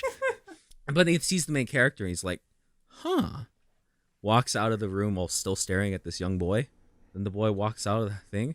And then the coach starts fucking chasing him all the way out of the school. He's like, join the water polo team. Join the water polo team. Come on, join with me. And then the twink follows along. And then the coach is like, oh, hey, you want to join the water polo team too? He's like, yes, I do. I would love nothing more. And they high five as they're chasing this fucking dude. And it's like, they're still chasing him. And he's like, dude, what the fuck is happening? I don't remember anything. Please leave me alone. And then he runs into the fucking school next door and fucking runs in to the hot lady, the really hot lady, and then fucking, hold on, ooh. So remember, like, mentally he's like fucking 12 or whatever, right? Mm-hmm. This fucking happens. Fucking, ooh, like, hold on, I'm getting it. Fuck.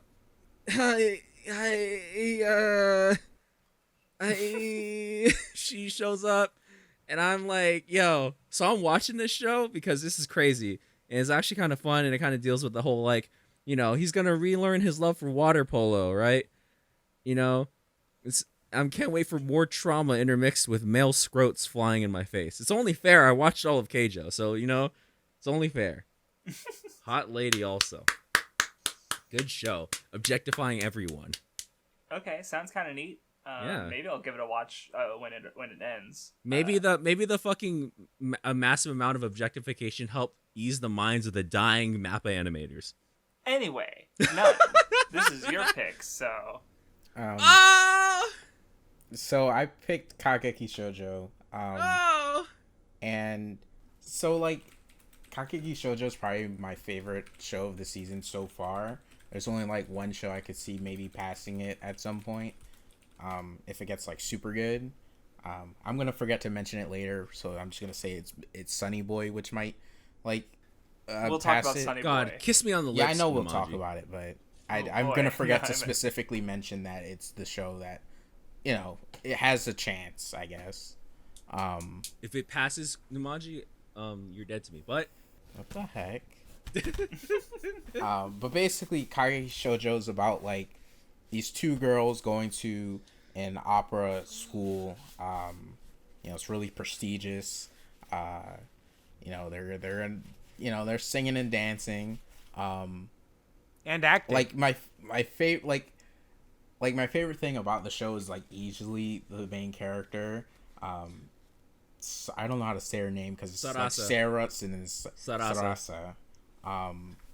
Yeah, the tall one. She's just, yeah. good Yeah, lady. I love her. I love her. Fucking phenomenal character. Oh Look at how cute she is. I God! love her. Oh my Wow, God. Sarasa! Like, she only had that face for like a couple frames, but I had to steal it because I was like, oh my God, my heart, it's cute. No, okay. You know what's even better, right? I just want to say, because I already read the manga for this, because Natty fucking made me read it, and like, there's this fucking moment I've been waiting for it to fucking adapt, and it's this fucking moment right here where she's like gets pushed by this guy, and then she's like, I won't move an inch from this spot.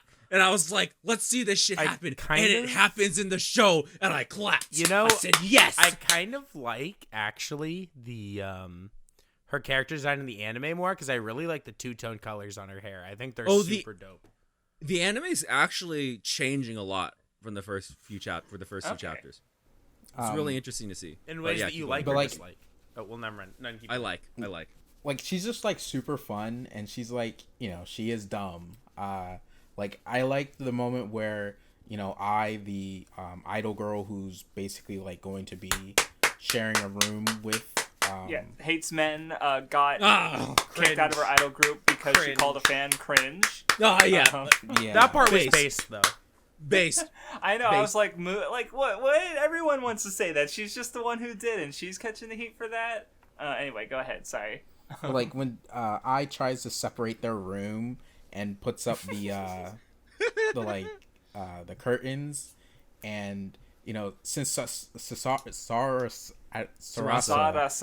is so tall, and she wants to lay on the floor for some reason, she's like coming, poking through the curtains, and then she just knocks them down, and it's just like. Like this, like if that doesn't tell you the IQ you're dealing with there, it's just like, and, you know, or the part where like she got accepted to school and like Aya's like accidentally probably purposely following her on the way home because she doesn't want to like catch her attention, so she's like sneaking behind her. Oh my and God! And then she starts like stopping every like 2 feet, like, oh shit, I gotta tell this person that I got accepted. Oh, I gotta tell this person that I got accepted. Oh, I gotta get home after starting with I gotta get home quickly, but like she's just so.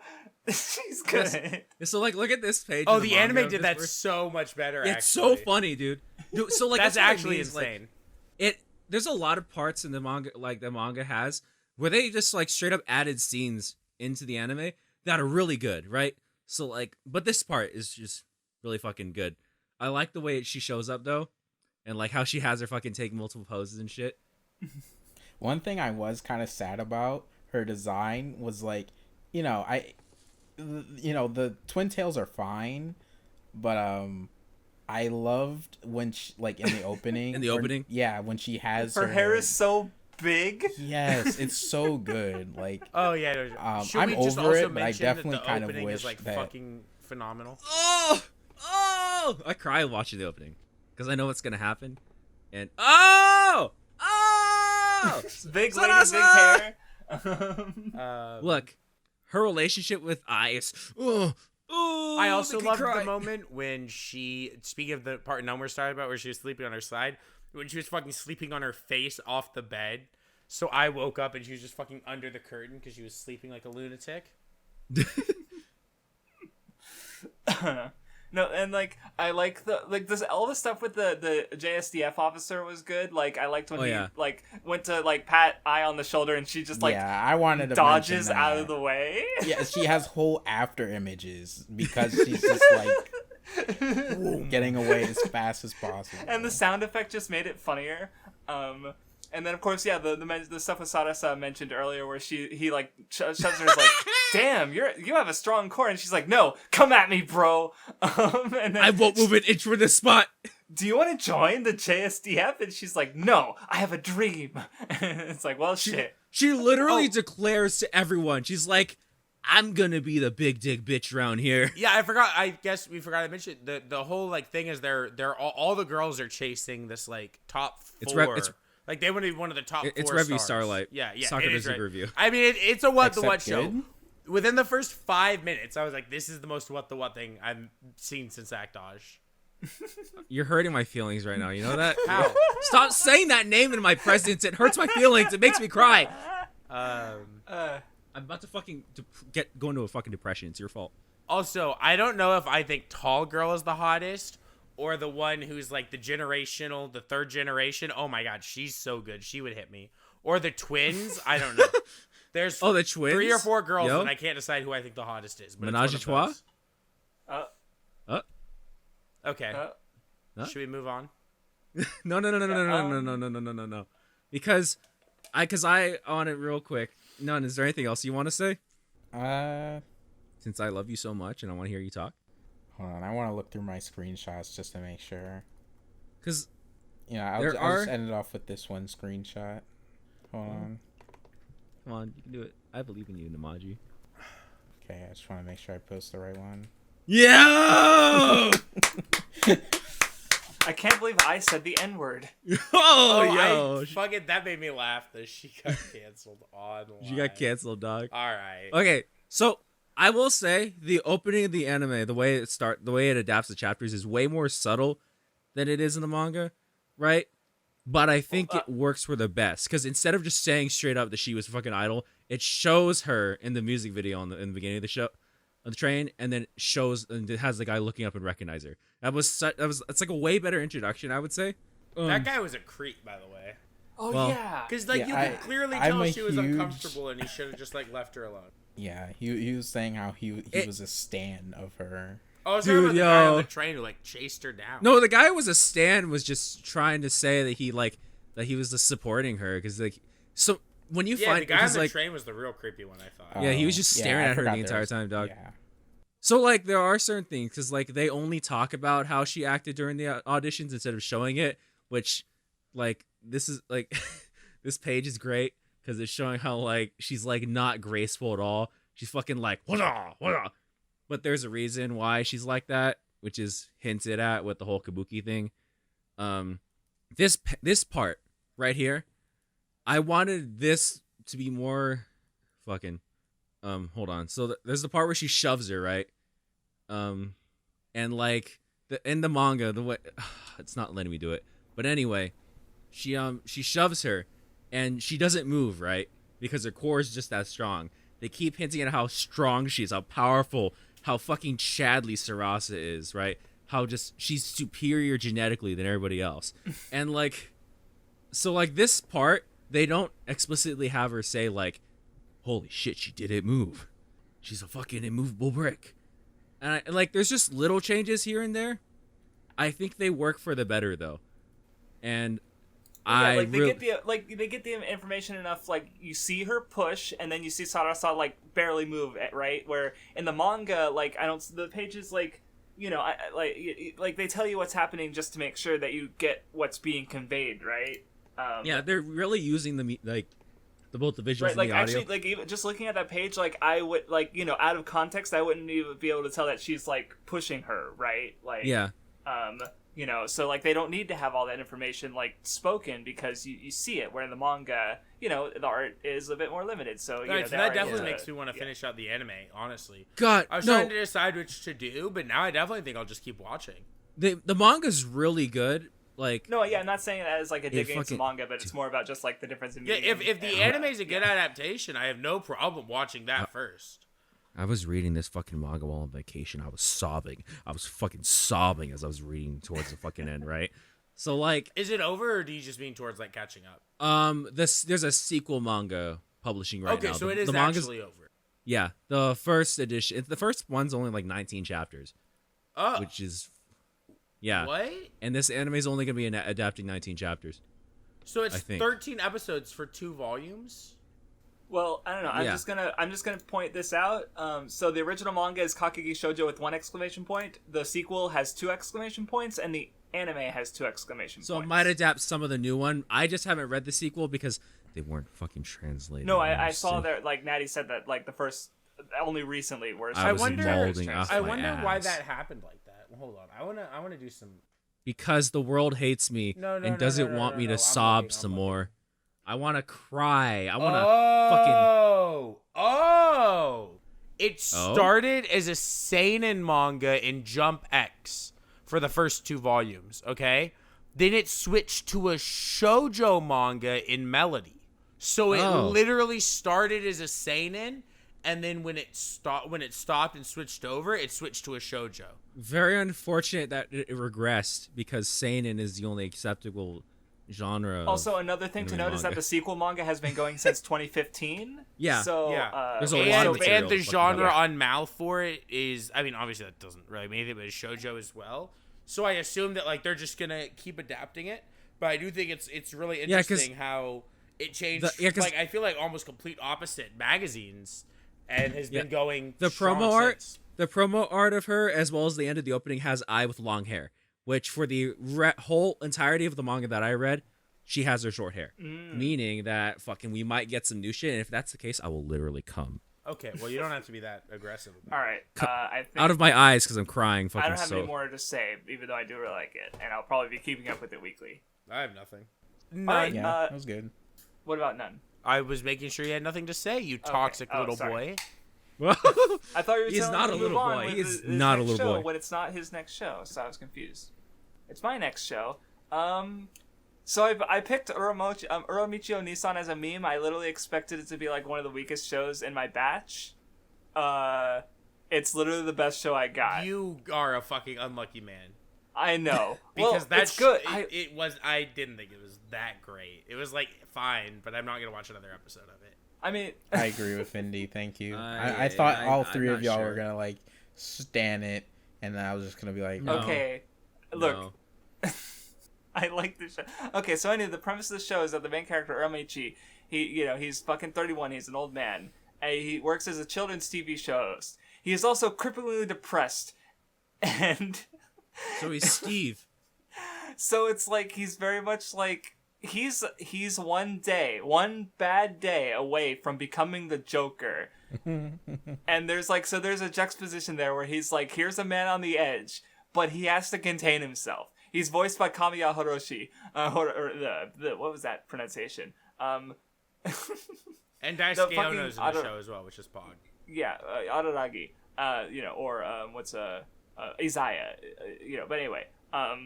So it's a comedy. And I just thought it was really funny. So there were jokes I liked, and there were things I liked, and here's what I'll say. Because you mentioned that part of the reason you wanted me to watch the show is because he works with kids, right? And in some ways, I see what you're saying, and in some ways, I super related to parts of the show, and in others, I didn't. So here's what I mean by Okay. that. Yeah, I was kind of wondering, especially what you and what Vindy, thought. you felt the same. I can't wait to hear this. Well, so and I've just been not working. fucking- I've been working with kids for background. I ended up having to quit the job that I've been working with kids at for like 4 years, because I'm moving, so I can't work there anymore. But I've been working with kids for like 4 years, and so in some ways it's like, yeah, like there are times where I'll say something in front of the kids that I know is gonna go over their heads or they're not gonna understand. But generally, I especially wouldn't talk about like how I was drinking the previous night in front of them.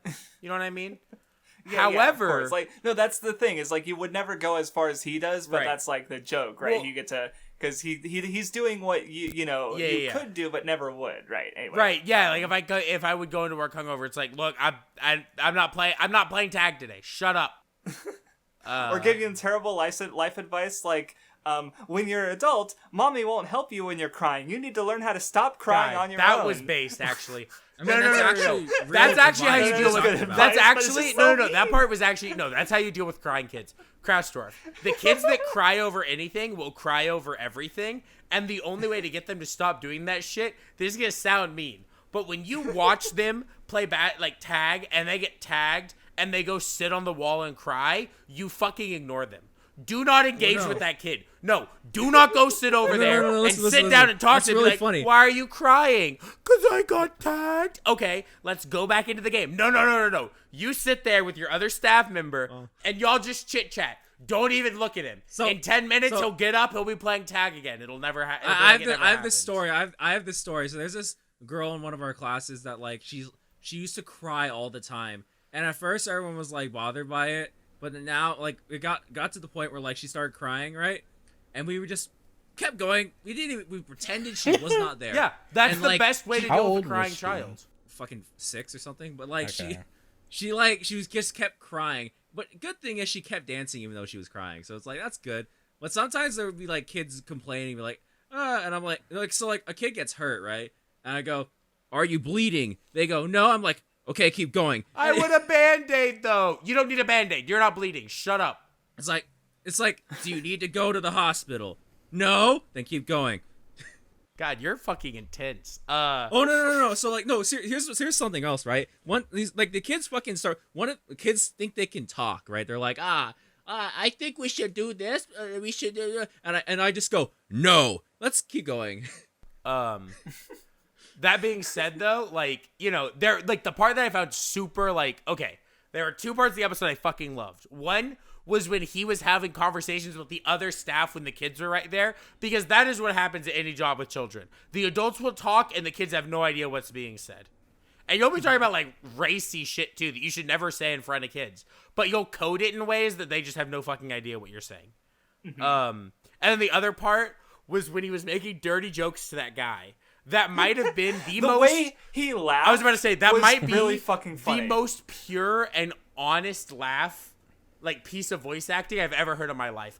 I truly believed that the guy fucking acting those lines was crying. He was laughing so hard over Dick Rocket in the studio. Dick. It's just dick jokes. It's just dick jokes, and he's just like you know the because like yeah he's not laughing in like an anime way, right? Because he's not like forcing it. He's like the way he's either like legitimately finding it funny or he's just so good at acting. Like I need to go back and re-listen to that part because just the way he's like wheezing and chuckling is just so like you said, it's honest and pure. It's really good. It literally sounds like he's like trying his hardest to not laugh while laughing. It's so amazing. I'm looking at the voice actor right now to see what else they've done that I know. Here's the thing about kids. Oh, he's Taichi They're and both- Chiafuru. Oh, Oh. okay. Oh. Fucking, he's light. Yeah. Oh. Yeah. Okay. Okay. Now so- more respect gained for Mamoru Miyano. So yeah. Maybe go ahead. What? Here's the thing, right? Kids are both smarter than you'd think and dumber than you'd hope, right? So it is a weird God, paradox. that's so correct. Holy shit, you're so smart. Here's the thing. I've been saying this as like a meme, but like if I see a child, I'm fucking recreating that scene at the end of Avengers Endgame where Thanos is fighting Iron Man, Hulk, and Iron Man, Thor, and Captain America, and fucking punching the shit. Just Hey, kidding. hey! But, like, None hasn't seen past Winter Soldier. so anyway, Anyway. no, but like, I'm like, here's the thing, right? Kids will like, when they start like asking questions and shit sometimes, here's a little hint, right? They fucking know what they're supposed to do, and they can figure it out if you leave them to their own devices. They just don't want to do it, so I kind of just ignore them, or pretend I didn't hear what they said, or just say, or if they're like, oh, could we sit down, or like, so for example, they're like, oh, I'm tired, can I get a break? And I go, did we just say it was water break? No? Then don't. Get back in line. What are you doing? I don't talk to kids. Like, it really bothers me when people talk to kids and they're like, are you okay? Yeah, do not talk to kids as kids. Talk to them as fucking people. I 100% agree with you.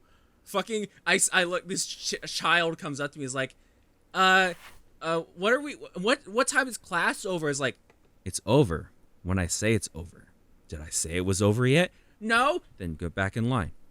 No, I agree with you. It's really cringe when people talk to kids like they're like dogs. Talk to them like they're a fucking adult. They can handle it. Talk to them like the pieces of shit they are. But yeah!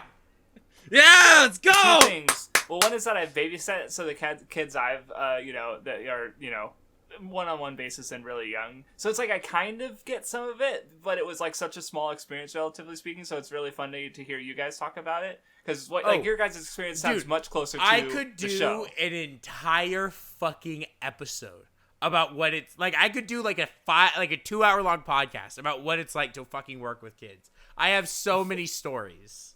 So yeah, like even if you guys didn't like it, because I'm gonna keep watching it and see if I keep finding it funny. And part of the reason is because like I don't think I can binge it because I don't know if I'll be able to like watch. Like I feel like it just might be more enjoyable for me one episode a week. Also, I posted a screen cap that I also have. I thought, morning has come again.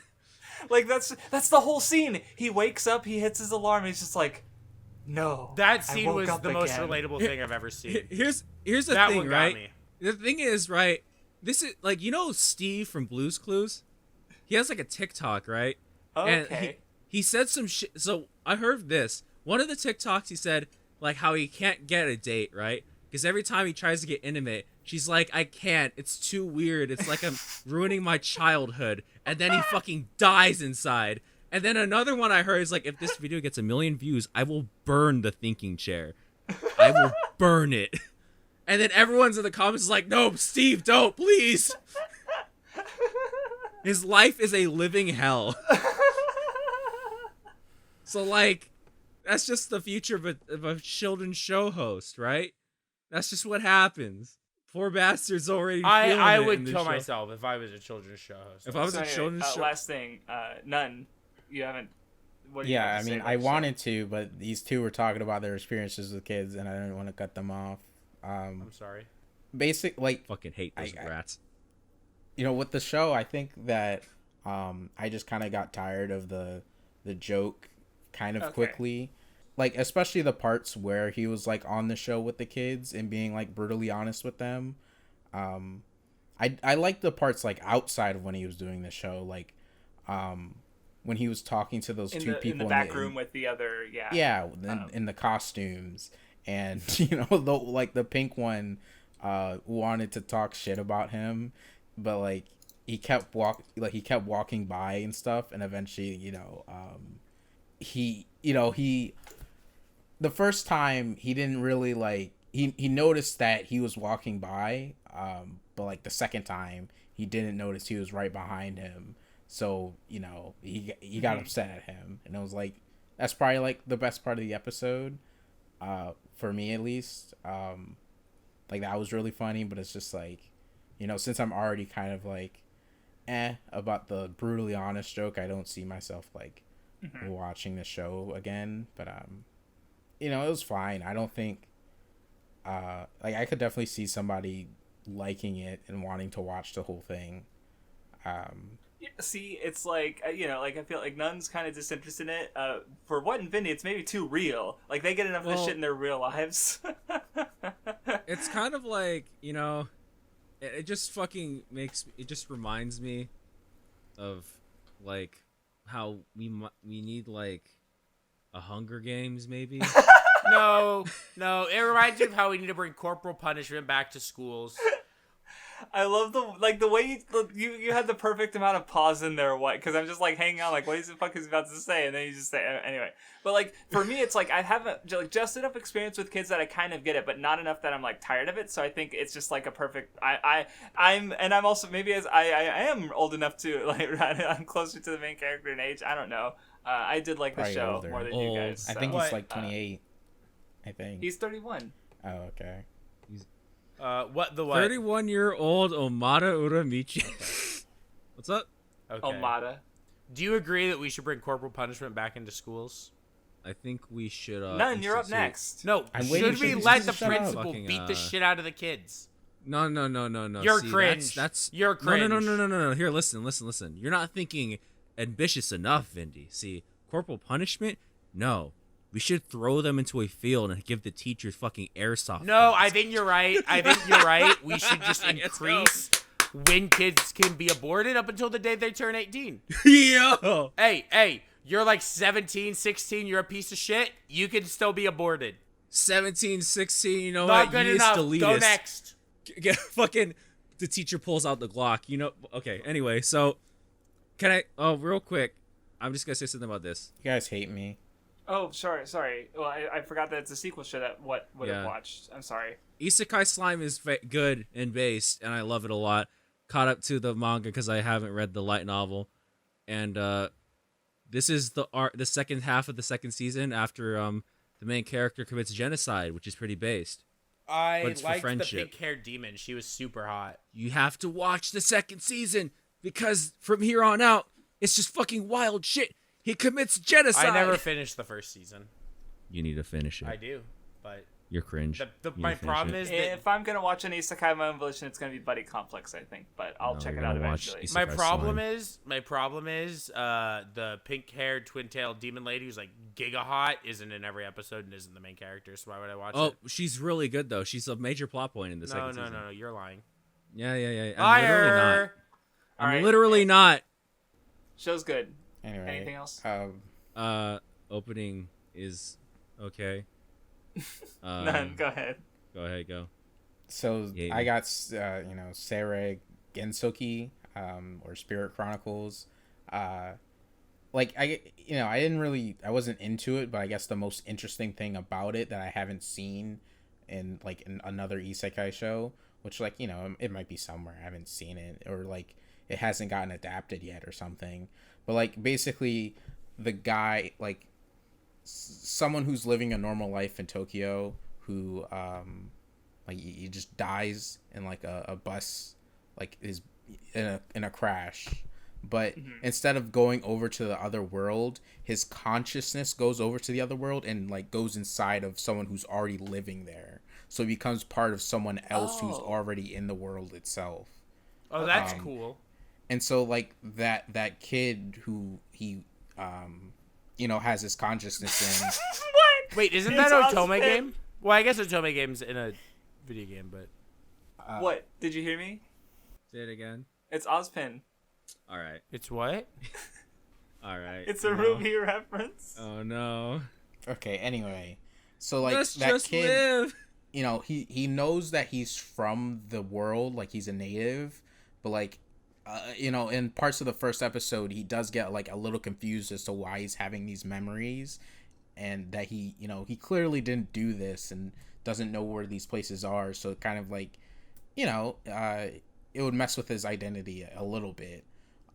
That's not like super prominent in the first episode yet, but it is like a thing there. And so like I guess what was interesting too was like the guy who was in modern life, like Tokyo, he did like he has fighting experience, so that also kind of like transferred over to the kid in some kind of way when he's using his his power, like his magic powers in the world itself. So like like the most interesting thing about the first episode was like the concept, but general, I didn't think it was like super entertaining. Just because like, most of what happens in the episode is kind of, the person who is like native to the world is like a poor kid who's just kind of like treated like shit by people around him because he lives in the slums and he stinks and girls don't like him, and everyone doesn't want to really engage with him. Relatable. Keep going.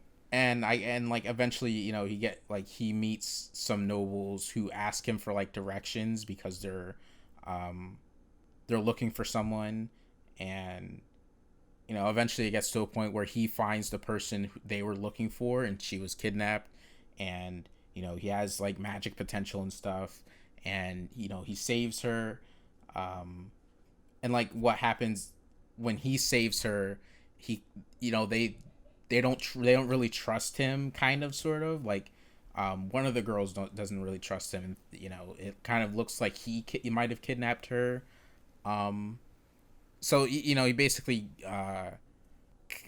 gets caught up in their thing when he was really just trying to help and return her, and it's, I guess, like standard-ish things that you might have seen in other isekai where people are shit to him and he kind of like gets beaten up and stuff, and they want him to confess to a crime that he didn't really do. And by the end of the episode, the person he saves does wake up, and he gets released, but he was already like super beaten up and stuff. But yeah, I mean, it was all right, I guess. Like, it wasn't like terrible, but I'm not interested enough in continuing, even if I do think it's like a neat idea with the consciousness thing. Maybe if you heard like reactions from later episodes about people thinking it's really good or something, maybe you'd give it a shot, or nah? Probably not.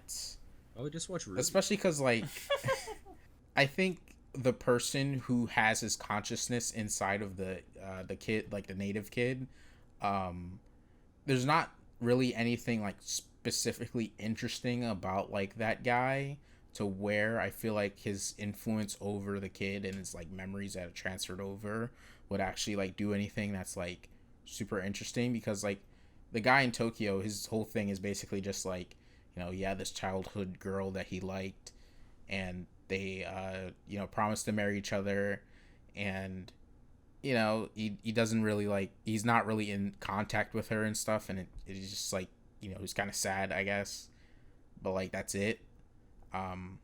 It could obviously introduce like more things about him that could change things, but I guess what I saw there in the first episode wasn't enough to where I think the concept would be like done super cool, I guess. So okay. It was a show. Okay, so next up is I got Cheat Pharmacist, which is isekai, as if got a lot of those. It's almost like they're a trend or something like that. Is Cheat Pharmacist not good because it looks so cute that I'm gonna kill myself if it's mid? I mean, yeah, the girls are cute. That was really funny. The best girl he is literally like that other. He chose the bad show, the mediocre show over this. So I feel like that already Kraftsdorf. This was probably like my least favorite show that I watched. Kraftsdorf. The first episodes. If the girl that is clearly not the best girl from this fucking key visual I'm looking at isn't who you say the best girl is, who do you think? Vindy, I saw a clip and she pepper sprayed herself. Oh my god, the red-haired ponytail girl did? I'm picking up the show. I'm starting it right now. Okay, I haven't seen that character. She wasn't in the first episode. What is it? A Cheat Pharmacist. Crunch. Roll. Oh my god. So yeah, anyway, like, so my thing is like, the first episode happens and like, he's got there's the werewolf girl, there's like a ghost girl, and there's a guy who's, I don't know what his deal is. I don't know anything about the main character other than that he has like pharmacy skills and is apparently from another world, because he mentions like normies at one point. That like, because there's two people in a relationship. Vindy really does like need to pick up this show. Not like that. Not like, I meant like. Hey, I got it open, baby. Yeah. Yeah, because the best girl was the fucking, because there's the two people in a relationship, and she's like obsessed with the idea that her husband might be cheating, and she's like losing her mind and losing sleep over anxiety. The main character got rich selling bottles of energy drink, which is definitely cocaine. It's definitely, like, I don't know what else it could be. Whatever, it's a magical like pharmacy potion. Like, Witch. If like literally, if not for like a couple lines the main character gave, I'm like, why is this an isekai? The one defense I'll give the show is that, like, because Kuma Kuma Kuma Bear also had like a very like weird first episode.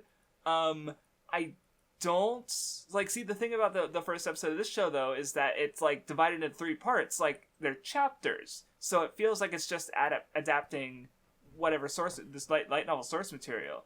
But like, I don't know, I was just really bored from it. I didn't learn anything about like, okay, like all I have is like what the show is. Like, yeah, there's a dude, like basically anything. There wasn't much information I got from watching the first episode that you couldn't just guess from like reading the synopsis. Like, yeah, there's a guy from another world who runs a pharmacist with a ghost girl and a werewolf, and like that's kind of it. Like, that's all I really got from the show. And maybe the show will get better starting episode 2. I mean, someone pepper spraying herself, that sounds funny.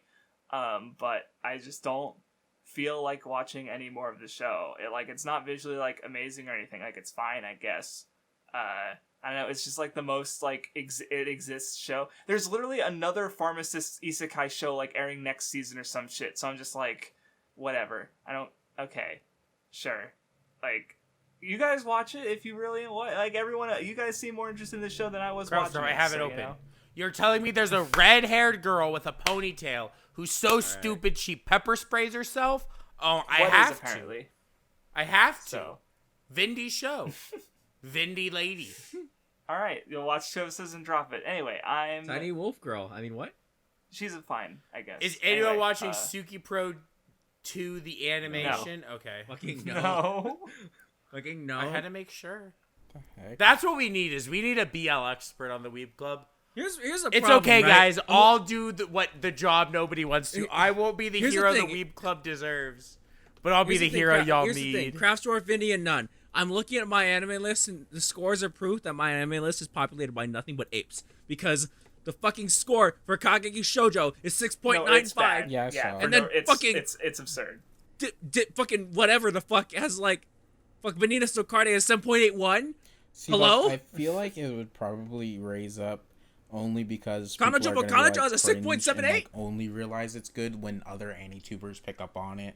Like, you know, maybe Under the Scope or something would talk about it, and people like, oh, this show. Under the Scope wouldn't talk about this because he talk about how it's like it's not feminist like fucking Hinomari sketches. So like, no, that would not happen. How do you? So what? You don't care? You're perfectly fine with Peach Boy Riverside having a higher score right now than Kanojo Mo Kanojo and Kageki Shoujo. You think I'm fine with that? What makes you think I'm fine with that? What did I say that made you think that I was fine with that? In fact, what I said should have made you think the opposite. All right, none. Talk about Tsukiga Michibiku Isekai Dochu, which I think was your show. How many isekais have been so far?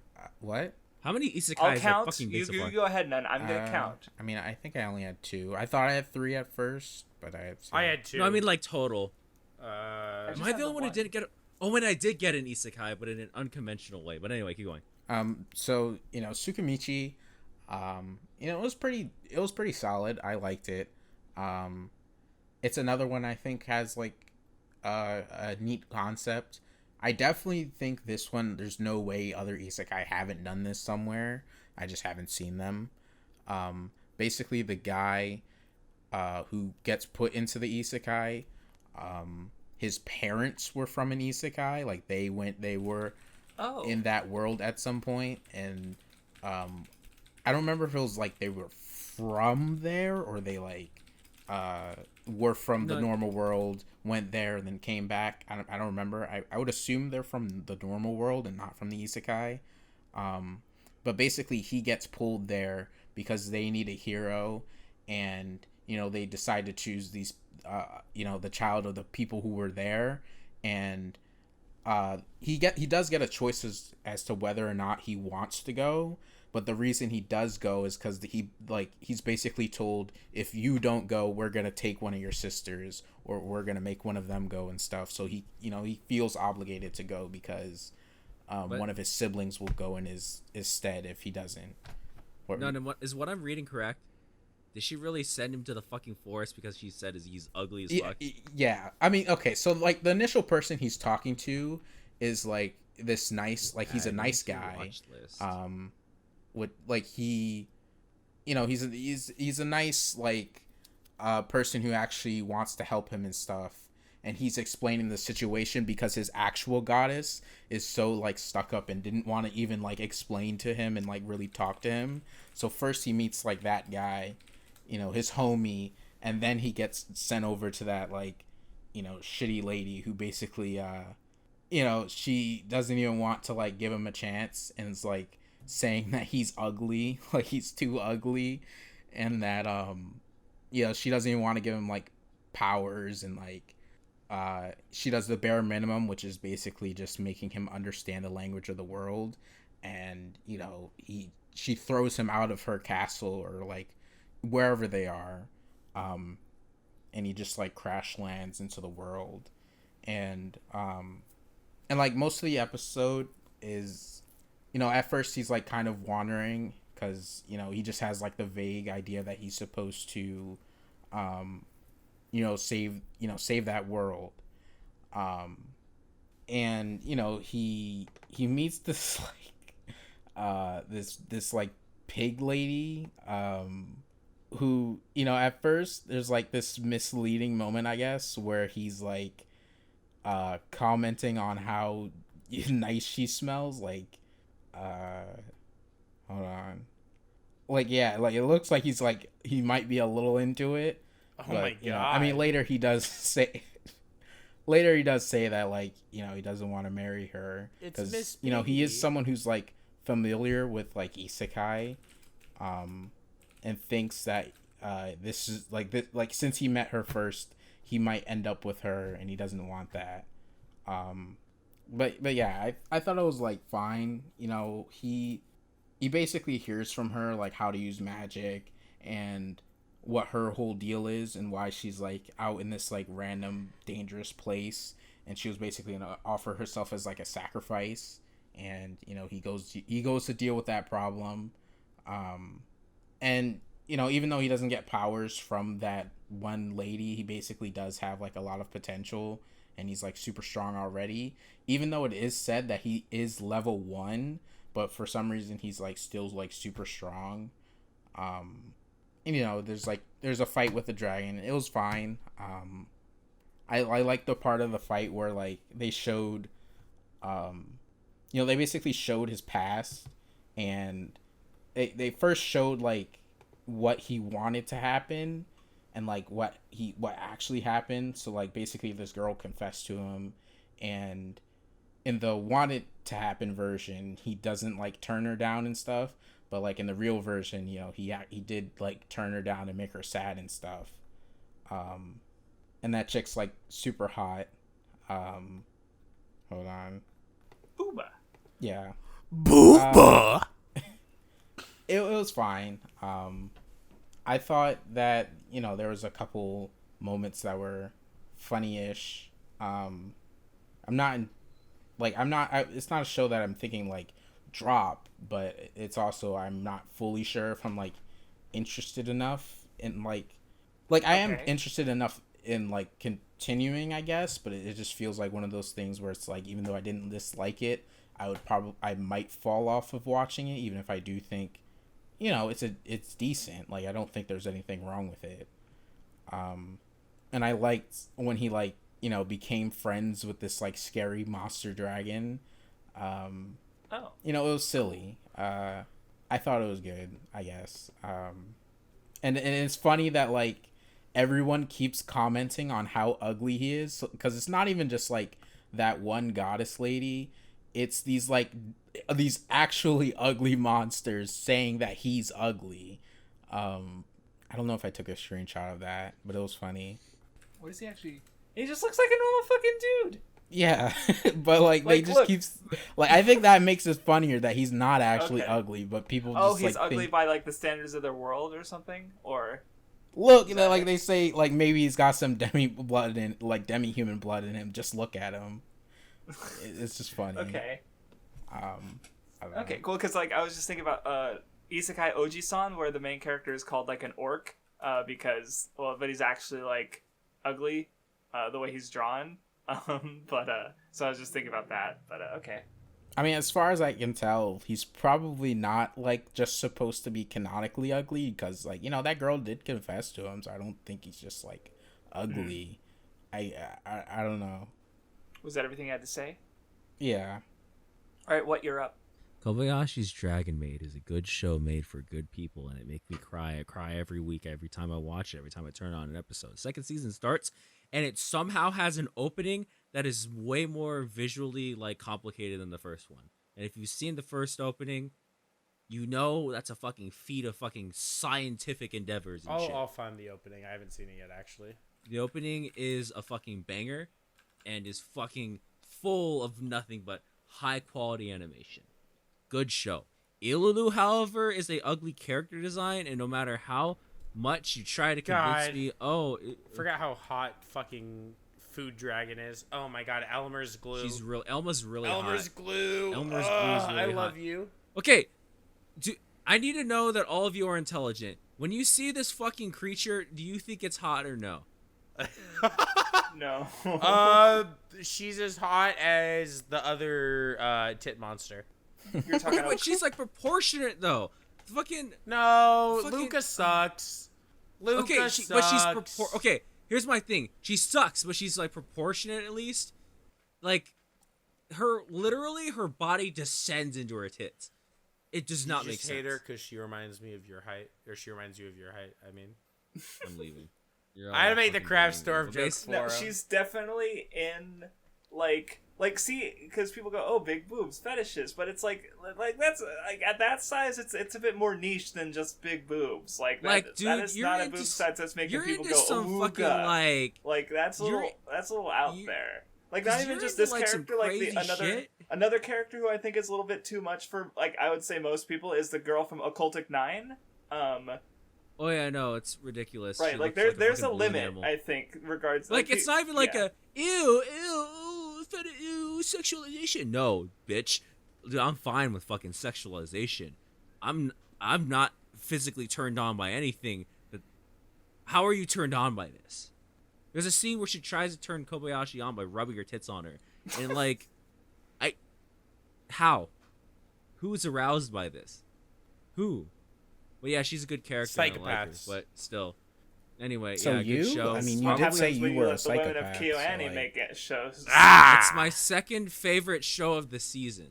Actually, wait, no. Fuck. I have to watch the other 2 episodes of Kageki Shoujo that are out before I determine whether or not Maid Dragon is my fucking second favorite. I mean, Love because Live is there, so it's We'll pushed talk down. about Love Live. We'll get there. Yes, we we'll will. get there. Yes, we will. Oh, we definitely will get there. About how I was fucking sobbing at 4 o'clock in the morning. But anyway, that's my thoughts on Kobayashi-san Dragon Maid. S for sex. All right, who's next? Me. All right.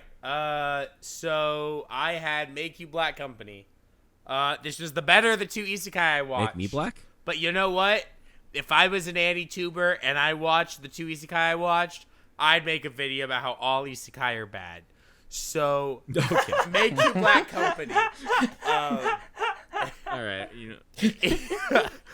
It was better than Realist Hero. So the best part of the show is the fact that the main character is fucking unhinged.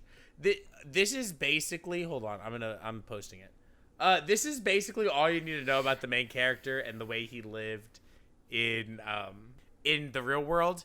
He essentially like got really into like real estate and foreign real estate and like passive income, and put himself in a situation where he could, at 24, he never had to work a day in his life and was just at the top story of an apartment building he owned, being a NEET, and then he gets pulled into a fantasy world that's like somewhat modernized, and he has to work in the coal mines of a dungeon, mining like a ore in the like the dungeons that they use to power all the electricity in the world. And so he's stuck down there doing like his daily labor, right when he had been able to not work again, right? He started calling everyone wage cucks, shit like that, right? So then he finds this like secret portal and gets this lizard boy to help him, and he's like going and he's in this secret area because like generally like to go further down into the dungeon that's like dangerous because there are monsters there. So then there's this dragon that's about to eat him and the other lizard boy, and he's like, if you protect us while we're down here, because he's like a shrewd, shrewd businessman. Both of the shows I watched were like capitalism shows. I have no idea why I got the fucking capitalist isekai. But he's like this like shrewd businessman, and he's like, okay, I'm, whatever. I'll feed you tasty food if you protect us while we're down here in the lower area farming the rare materials. And, I'll feed you tasty food. But then the dragon goes from being this fucking scared dragon with his voice modifier to being a fucking lolly, of course. I kid you not. She's like fully naked at one point. Yo!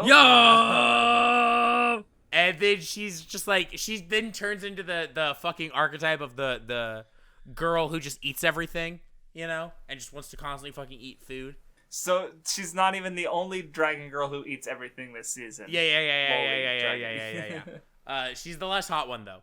And so and then like then he fucking dragon. Mind controls everyone in his like group to fucking come down into the secret part of the dungeon with him, because he finds this like magic staff, so he mind controls everyone, and then the staff breaks at the end of the episode. So I'm sure the entire show is going to be him trying to find ways to game the system, because he's like 10 million gold in debt, fucked beyond belief, and so he's just going to try to find ways the entire show of gaining the system, I'm sure, and go back to living his neat life. And you know what, this show I might continue watching. I actually enjoyed it way more than the other isekai. The main character is a fucking crackhead, but it was still not like super good. And it is interesting that I got both isekai that like there's no action in them at all. Like it is all just like this fucking like, political capitalist like I'm getting the fucking Reciteer or whatever the fuck that game you played, Craft Store. You know what I'm talking about? Reciteer, a fucking isekai. But I want Dragon Quest. So basically, you wanted nun shows. Yes. So but it was fine. It was enjoyable. Watch it if it sounds like your thing, you should check it out. I'm sure you'd like it. So here's the thing. I think Vindy's bullshitting, because I think the reason he doesn't like this show is it's called Black Company. Anyway, who got Shiroi in Aquatope? I got Aquatope. It was fine. I do think it's probably like going to like shape up to probably be one of the best shows, like better shows of the season. Not best. I don't mean that at all.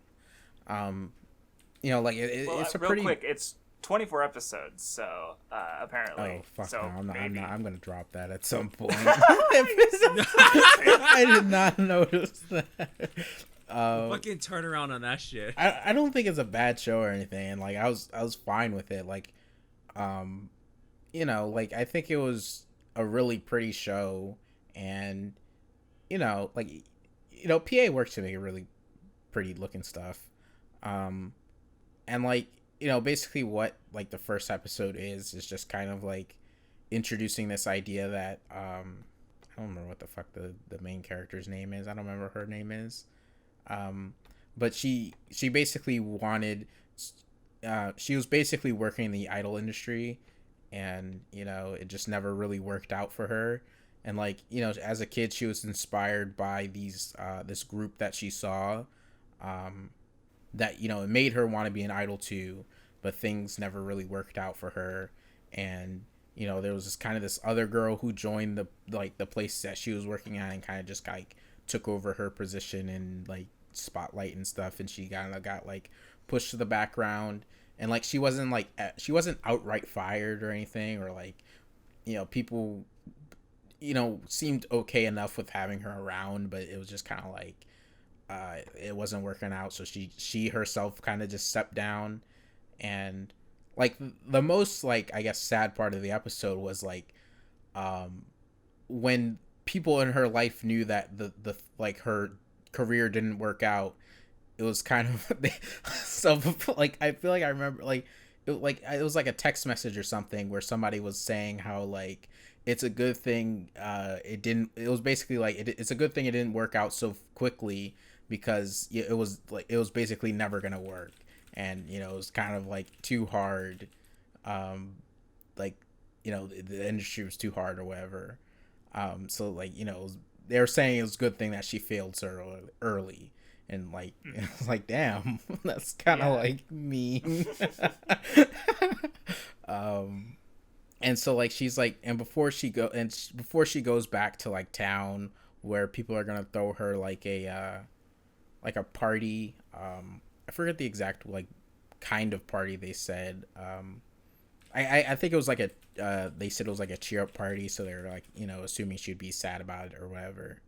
And before she goes back, she, you know, just kind of explores like the town that she was like in, like before she goes back to where she's from, and you know she sees like an aquarium and is like kind of into it, and she meets like the other main character of the show, and it's just like you know she kind of gets like an interest in the aquarium.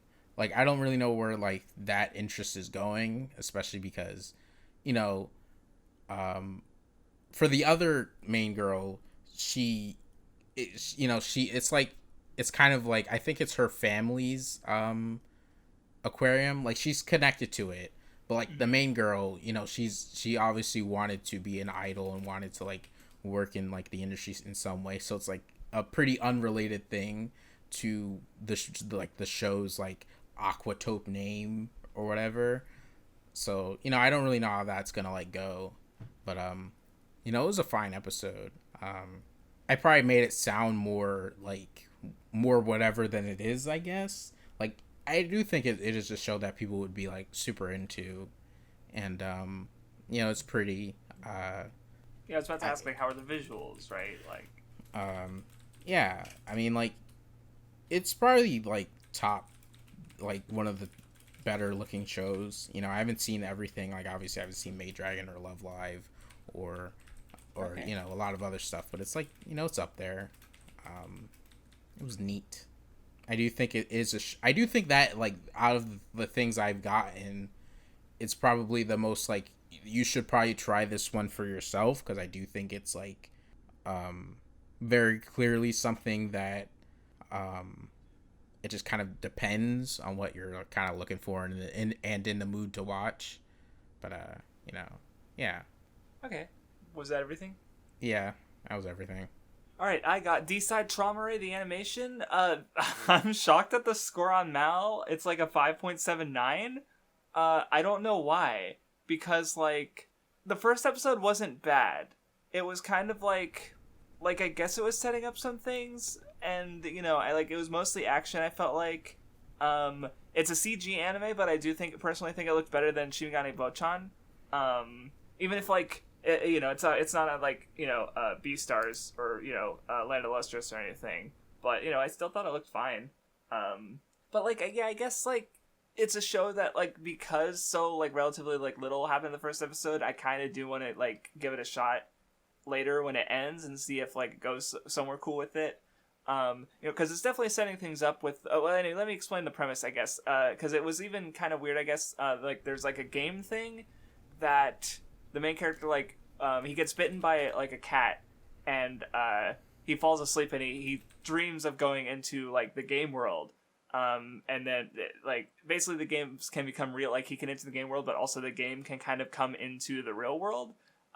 So he kind of like gets, you know, he gets the powers so he can fight in the real world. And after the fighting is over, everyone who was like, there's people around, like normal people who are like watching and stuff. But after the fighting is over, they just like forget that it all happened. What? Do you want to know what the show reminded me of while I was watching it? It reminded me of Ruby, because of just like one, it's all CG, and two, like they just have these really dumb fucking weapons. Like one of the characters in the show, in the action part, he has weaponized ice skates. So he like skates around on like the streets and stuff, and then like kick monsters and shit.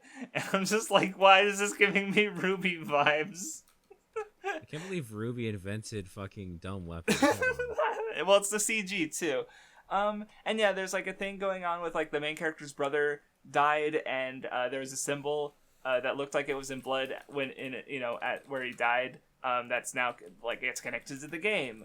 And then like there's the person, like basically a human became a monster after they gave up on like their dreams, which is obviously like kind of big like conflict thing. I don't know. It's like Craftstroke, what the fuck is this thing? Oh yeah, that's the cat thing that bit him and got him the powers. It hasn't really shown up yet. I don't like it. Or hasn't shown up, at least not in episode 1. But yeah, it's like, I don't know, it's a show. I watched it. I guess. Oh my god, he does have fucking ice skates. This one looks like fucking what is going on? Yeah, I'm probably gonna watch like 2 or 3 episodes of it and drop it. Honestly, maybe it'll turn out to be interesting. I just don't want to give up on it after 1 episode because like I didn't hate it. Like it wasn't Cheap Pharmacist where I was just like bored. I guess it was just like this is a show. I can't really recommend it because that show is the first episode, but I don't because I guess the thing is it's original, right? Like all the other shows, it's like Uramichi Oniisan, which I actually want to watch. 3 shows where it's like I just read the manga, and then this show it's like, well, there's no manga, because if there was a manga I would probably say just read the manga. So that's that's about it. So next is I guess real quick, it is Toku as fuck, like the transformation sequence, but that's maybe part of the reason I want to watch these it. two hate Toku, so like that doesn't make sense. I don't know.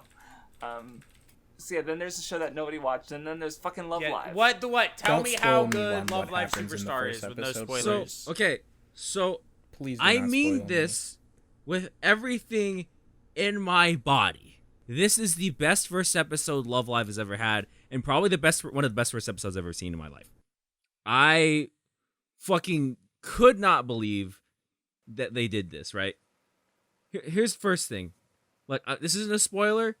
This is just an image. It's one of my most powerful images. See that? She's One of the really greatest- funny because like Dude. she just gets those bags under her eyes whenever she's like remotely like pressed or it's cute and funny. Okay. This show's fucking beautiful. This show is the best looking Love Live series I've seen. How the fuck does it look that good? No. For all but one thing, Yeah, we'll talk about. like the We'll talk first about the one thing. episode setting up like some neat stuff.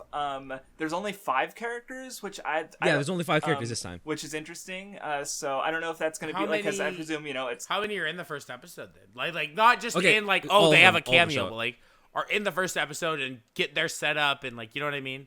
only like the first So- 2, okay. but there's like definitely like there's all Kind of 5 the- of them are a third there, one and they does. all have Right. speaking lines, but they're not Well, like. but major. I feel like that So- happens in the other Love Live series too, right? But like I wouldn't. So yeah. let me kind of explain, right? So like the way I kind of pull this out, like Superstar is kind of inherently kind of like taking liberties with the quote unquote Love Live formula, right? So theme of the series is stars, obviously. There's 5 of them, 5 points and a star, ooga booga, right? That. But like this time, instead of the school closing down, the school opened up for the first time in years. This is a new school, and all of the students are first years. So It's also there's a music school, but Yeah. there's kind of And a that's divide important. between the music performed at the school and school idols, where it's almost like a high art, low art kind of thing. You think Love Live Sunshine was gonna hit you with failure? Love Live Sunshine hits you with failure maybe like 3 episodes in. Love Live Superstar hits you with failure literally within minutes. Right, like I guess to Okay, compare you it, like hate the me. first 2 seasons, or the first main 2 series of Love Live are like they're doing it for the school, right? So Yeah. Inherently they have the support of the school behind them. Like once they get going, Nijigaku, the school is so big it kind of doesn't matter. And Love Live doesn't even matter either But for with- Nijigaku. Yeah, right. But with this one, it seems to be setting up more a conflict between the school and the school idols almost. Like Yeah, the school doesn't need them, and in fact it doesn't even seem to want them, and that's interesting. Definitely. Like, okay, just real quick. Like, this is what. Okay, Love Live is his favorite thing ever. This is also my favorite first episode of the season, and I fucking, like, teared up at the end from one episode. I don't know these characters. I was sobbing. Yeah, well, no, I'm trying to give, like, a normal person's reaction, right? Like, yeah. well, no, here's the thing, though. Here's the thing, Krasdorf. I literally don't know shit about anything that's going to happen in the show. I know nothing about the characters. You the gave only thing Nijigaku I know... a 9. It's like a 6. No, okay. Dude, I gave Nijigaku a 9, and I already knew things about it beforehand. I did as much research as I possibly could. There is no pre-existing material I could find for this thing because it was announced like 2 years ago. And like the only thing I know is the music video. The music video, which I'll talk about, Hajimari no Kimi no Sora, which is fucking great. Their first song is better than both the first songs for the other, like fucking Aqua and Muse. Fucking, I don't even know how they continue to do this. But like, here's the thing, right? Nijigaku was low stakes. No, like the drama was mainly like, it's kind of like slice of life-ish levels of drama, right? Where it's very low stakes. And the first season was pretty much just like basically setting up the characters, right? So yeah, like nothing's really gonna happen until the next season. Which for some reason people thought there wasn't gonna be one because they're fucking stupid. But like Superstar, let me know if you agree with this, but Superstar kind of is 100% in line with the tone of the other two series. Yeah. The mainline Love Live series. Dramatic as fuck, emotional as fuck, and like there's a lot of fucking like trauma and emotional trauma and shit in this fucking first episode. I would say. It hit way too hard, actually, personally. The fact that it got me like tears in my eyes in one episode, I would say is like notable. Like that does not happen that often. If like I'm struggling to remember, like that's like what the fuck. I'm sorry. Chihayafuru. Dude, that's different. That was like the third fucking time I watched that show. Shut up. Dude, fucking okay. Here's the thing. Here's the thing. Made me cry on the first episode, so I don't even believe you. Okay, so that's fine. Here's the thing. No, you guys don't understand, so right? Fucking blow his dick off. Here's something interesting, right? You know how like the main character is usually the Genki girl, right? For these Love Live series, kind of think of it as like the main character's Rico, and fucking the one who and like fucking Chica's the side character the friend character. She kind of has to get pushed into it. And it's one of the so there's this line, and you guys are I'm gonna say it out of context, that fucking broke me in this fucking show, where she says, I'll just end up disappointing everyone, but even more importantly, I'll just disappoint myself. And it fucking, I was like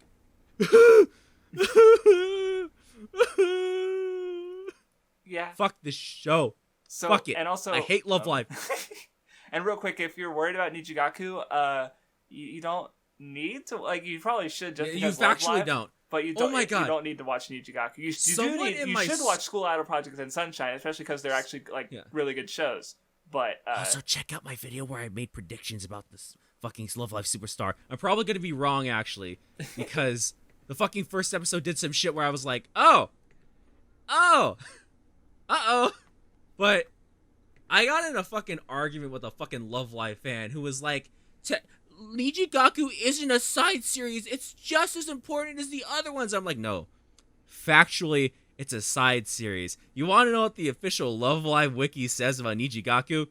Nijigaku is a spin-off series in the Love Live thing. I think like just the first is like the feather comes back, which was like recurring symbol throughout Sunshine and School Idol Project, and it's there. The feather is there. It is there in this show, and it wasn't in Nijigaku. So you know what? The what? No, but craft or the feather not important. It's just important. All right, we how much more do you have to Listen, say? We've been going 2 hours and we only have 4 shows to go. Let me know what you think about this. Let me know if you agree with this. The CG did not look good in this first episode. The CG did what? Did not look good. I mean, look, I had 2 CG anime. So I mean, by Love Live standards, I guess the CG did not look good. I watched Sunshine like 5 years ago. What? Okay, well, you hate me. The reason why I mentioned the PV is because in the PV the CG looked fucking god tier, but because of how good the lighting looked in this fucking first episode, when I saw the CG models and the lighting didn't match, I was like, huh, this is weird. Sad. I feel like I'm back in the Squaddle Project days. It wasn't that bad. It wasn't, okay, it was jarring is what I meant. Okay. But I'm expecting it to get better. So we'll see. Like, it's not like it's bad. It's just like, I think the lighting made it feel weird. But yeah. Anyway, speaking as the sane person out of the two people who've seen Love Live Superstar, it was... You a hate good me, first I'm episode. leaving! Look, I'm just saying, you're a biased source, okay? Like, wow, You hate me, what it's likes fine. Love Live? Huh, what a surprise. He thinks it's the best shit he's ever seen. Mijigaku's not as good as ReZero, okay? How'd that make you feel? Pickle canon. Betraying my Anyway, fucking thing. funniest shit you've ever seen. All right, It really is really funny. I'm ready to move on. Please, thank you. Date the 5 fuck? Vyode Battle is very standard death game stuff, at least from the first episode. Among Us. I mean, the start of it was pretty like shocking because like, okay, basically the dude he's a gamer. He likes video games. Real life is just a boring, easy game. So it is Among Us. So anyway, he's walking down the street going to school, getting like his classmates are calling him weird and shit. A fucking like truck stops by and a fucking like 7-foot man in like a fucking mask and a hat who's about the size of the Incredible Hulk steps out. And he just fucking like charges the main character to kill his ass. And he runs away to an abandoned building and does some fucking like MacGyver shit and kills him. And then he gets taken away to where this hot cat girl lady who is like, okay, you're in a death game now. You guys have to like fight each other with superpowers we're gonna give you. And that's it. Product testing, capitalism. I guess, I don't know. And you know, like the fact that it's calling attention to like society and rules and shit, and like there's even mentions of how like the characters having these powers is sort of, you know, likely to affect like how they think, which, you know, is one of the reasons I think I take interest in like the like, you know, in SAO I talked a lot about like systems and laws and rules, and like it's just a recurring thing across a lot of my videos, is because I feel as though they're very major influencers to like behavior. And so, but like, it's a common thing. Like, this is just how death game stories work, is they're also meant to be sort of like using these like rules of like, hey, society's fucked. And we like, you know, battle royale, Danganronpa, like all this kind of stuff. So 5BO is just kind of like that same thing. And maybe it'll go somewhere cool with it. I don't know. From the first episode, like, it's just like, it's not a bad, it's just another one of those, like, I don't really have a reason to watch this when the manga's like, there's like 7 volumes are translated or so it's like probably more than will be adapted, but you know, so like you know, I'm not rushing to read it either, like so it's like you know, it's a show, death battle, death game kind of shit, and it's like that's the thing, is like the first fight just really wasn't that interesting. Like, it set up the main character's power and that was it. And I think, you know, I'm really spoiled from like shonen stuff where they'll like have these really interesting like encounters and fights with like conflicts and stuff. So I was kind of expecting more, and the fight didn't pay off. So yeah. So you're saying that there are people who are pretty sus in the show, right? There's a hot cat girl, and then she's got an assistant who's like wearing like a china dress, and she's got big ass tits, so she's kind of hot too. So yeah. They have to call an emergency meeting. My dick has to call an emergency meeting. All right, it's your turn. Okay. Remember how I described Remake and Megami-ryou back to back because I watched them back to back, and put it this way: I watched Megami-ryou first, the literal first frame. You're gonna have to censor this, Craft Dwarf. Yo, is this? Yo. It won't send. It recognized it as send. being loose. It literally will not send, so I'll DM it to Craft Dwarf. Hopefully it sends. No, I had to. If this is the problem, because like I had a thumbnail. No, okay. it Go on my server. It did this. Go on my server. Go on my server. Go on the server right now. I don't think it's gonna work unless you put. It will work. I mean, where are you posting? Natty, Where are you posting? A Natty moment? Okay. Whoa, booba. That's the first frame. Oh, literal first frame. Let's go. Literal first Starting frame this anime right now. You know what? What's its you English should. title? That's what I was gonna say. English You title? absolutely should, because you want to know what the second thing I see in this show is? What's the English title? This is the fucking second thing I Goddess see in this Storm. show. It's not on Crunchyroll. No. Yeah, Vindy. Mother of the Goddess's Dormitory. Vindy. This is the second fucking image after the tits. I see it. So, like, here, I put it like this, right? I watch Megami-ryou, the first thing I see is uncensored tits. The second thing I see is this man's house is on fire and he's homeless. The first thing I see in Remake is balls, and the second thing I see is that this man's in a fucking coma because his car crashed. What the fuck did I get? I got the fucking wildest picks out of all of us. Fucking crazy shit. Crackhead shit. Megami-ryou is about grooming. Pog?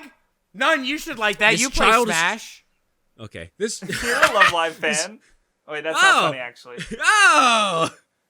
Man, you know? So, this child is 12 years old, and he's homeless because his house is on fire.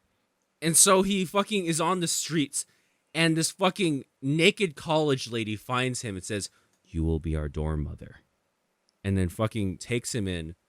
He goes to take a bath, and they fucking all hug, shove their tits in his face. They're all college students. They're all adults.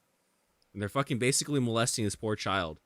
And then one of them shows up. Wait, and does this take place in contemporary, like, Japan? Yes. Yes. Okay, see, because I thought, like, Goddess's Dormitory, and for some reason my brain went, okay, it's like a fantasy thing. Like, no.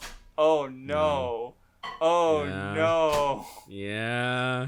It's okay, though, because one of the girls, whose name is literally Athena, can't talk to boys because the boy touches her and her nose bleeds and she passes out. Me? So it's okay because she doesn't want to groom him. But she will learn to. She'll learn to love it just like the rest of them. All right, What now the you're fuck making is it weird. this show? What, Vindy? How do you fucking... Mindy! What part How of do you it think was I weird? Like, grooming? What about- That's fine. That's pie. What? The girl doesn't want to touch boys? You're making it weird. Yeah. Imagine being cringe and not wanting to touch boys. That's all I want to Oh do. my god. Imagine not wanting to touch 12-year-old boys, Mindy said. Okay, well, hold on.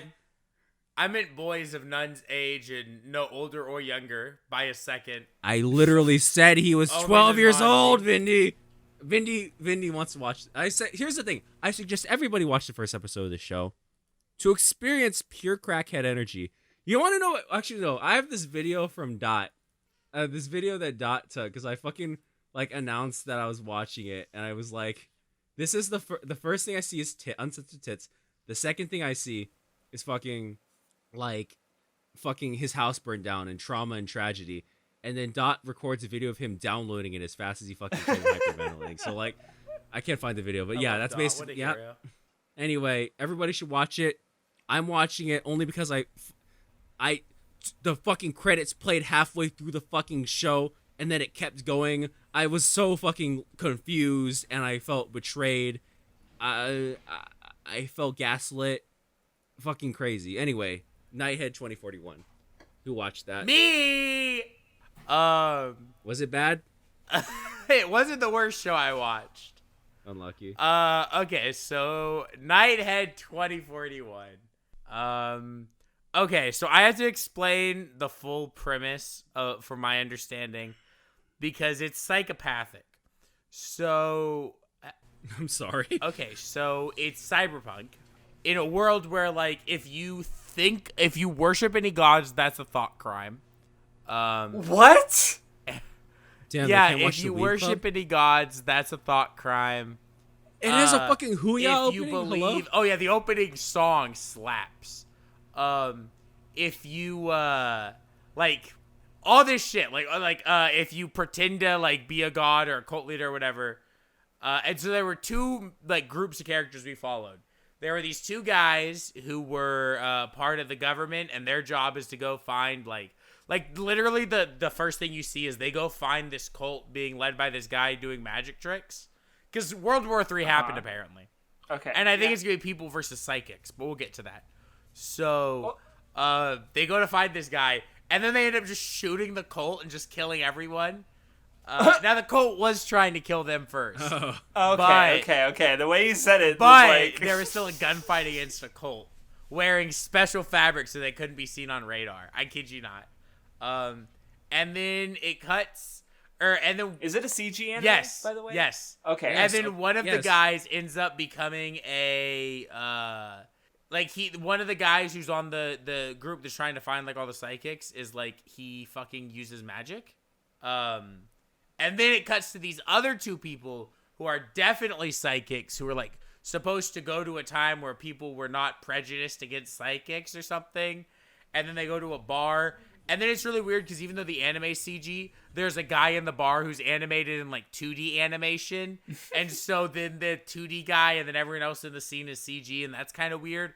But then it gets really weird because then the 2D guy starts getting into action with the psychics, but it's the guy is 2D and then the other guys are CG. And there's a point where like the 2D guy grabs the CG guy's like, he grabs him by like the neck of his shirt and he like lifts him up. And, like, it's still, like, half 2D and half CG, and it looks really weird. And then the CG guy grabs the 2D guy's arm, and it fucking... Then that part's 2D, like, his hand there is 2D, but the rest of the time he was a CG character. That part was weird. I don't know what was going on. Someone was drunk fucking storyboarding it. See, well, my guess is either one, it's, like, a production issue, or two, there's, like, some sort of reason that, like... It looked insane. Well, like, Yeah, no, it's... Yeah, did it look... good, or did it just look weird and not weak? Good, it clashed. You have characters who are yeah. CG in one scene, in the same scene, interacting with the character. They are face to face. I can go try to find a fucking screenshot of this. I actually want to. Yeah, that seems really weird. And it was just fucking weird, like, to look at, because like it clearly the two are in completely different animation styles, and they're like in the scene together, and it's fucking weird. Okay. It's hard to tell when it's not in motion, okay? But the guy who's like holding the other one is 2D and the other one is CG. Like I'm not fucking like that's literally how it is. It's fucking weird. And so yeah, that part was like the weirdest part of the episode. It just didn't make sense to me and it kind of hurt my head. And then, you know, it was like fine. Like, I would probably rather watch another episode of that than another episode of fucking Rational Hero or whatever. But I... Really? Yeah. Realist Oh, wait. Hero. Hold on. Fuck. I sent the... Here's the image. I don't know if y'all can tell. I can see it, actually, yeah. Like, no, that is weird. Even just not... Like, that's what... Oh, my God. If that's the... Oh, jeez. yeah, that's like an entire scene between these two characters. It's fucking weird.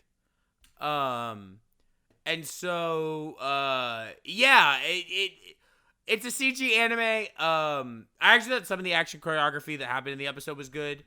The setting is kind of interesting, but I don't think I'll keep watching it because it wasn't super great. But you know what? I could see someone checking it out, but it was kind of dog. But it wasn't as crackhead as I wanted it to be. I wanted it to be fucking insanity, and it wasn't that. It was just kind of like boring and weird. So neat.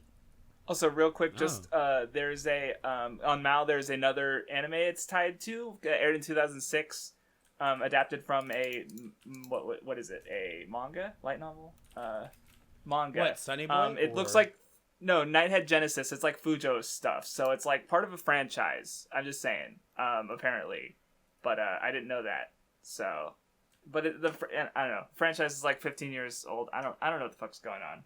Oh, I see what you're Nighthead, saying. I mean. Yeah. I really have no idea.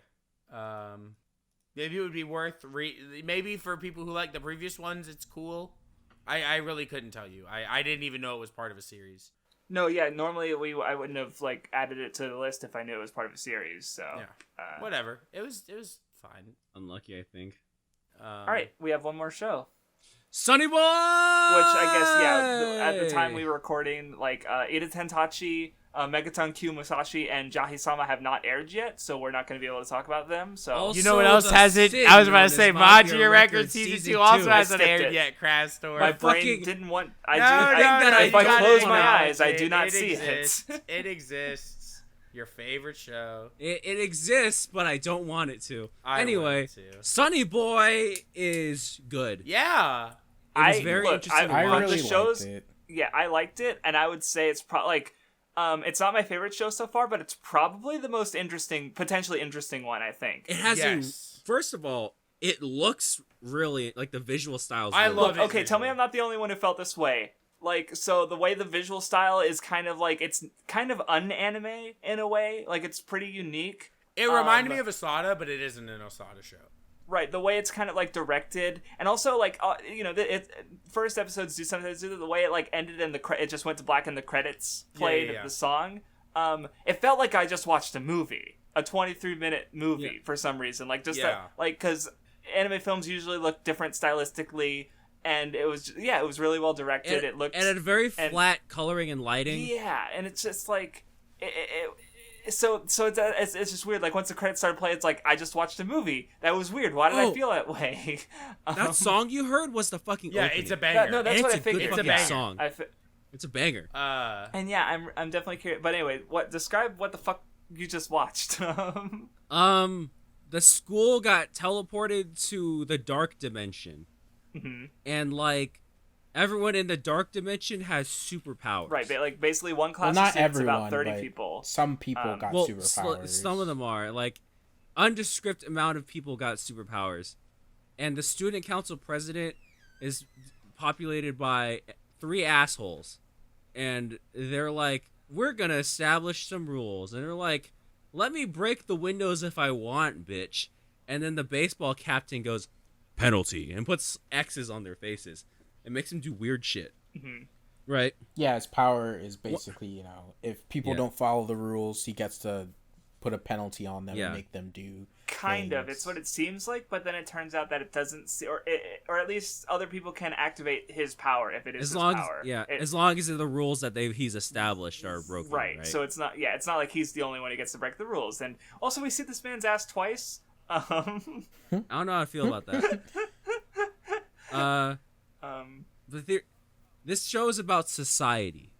Well, yeah, because what I was going to say is like, no, that's definitely true. Because as far as like influences go, it makes a direct reference to a manga called The Drifting Classroom, in which the premise is a school gets transported into a wasteland in the middle of nowhere, and the students there need to like survive and get like not die. It's 11-volume manga. I've never read it, but I know I feel like I've heard of it before, so I feel like it's a particularly like notable or famous title. And they do reference it, like with the group chat is called like Drifting Classroom, right? Yeah, so it definitely seems like a major influence because this is an original anime, but at least for personally regarding like what I'm aware of or know about, it's definitely reminiscent of like what is it called? What is the novel called? Where Lord of the Flies. Right? Lord of the Flies, okay. yeah. I actually thought of Lord of the superpowers. Flies, but like I didn't want to be the only one, and it's like it feels like such a weird thing to compare it to. We're Americans. We could say Lord of the Flies because it's the only thing we fucking read. Or I guess an example that I know of is Infinite Revias, which is a sci-fi anime in which a group of students at a school in space for learning how to be like space pilots and work in shit happens. Terrorists happen.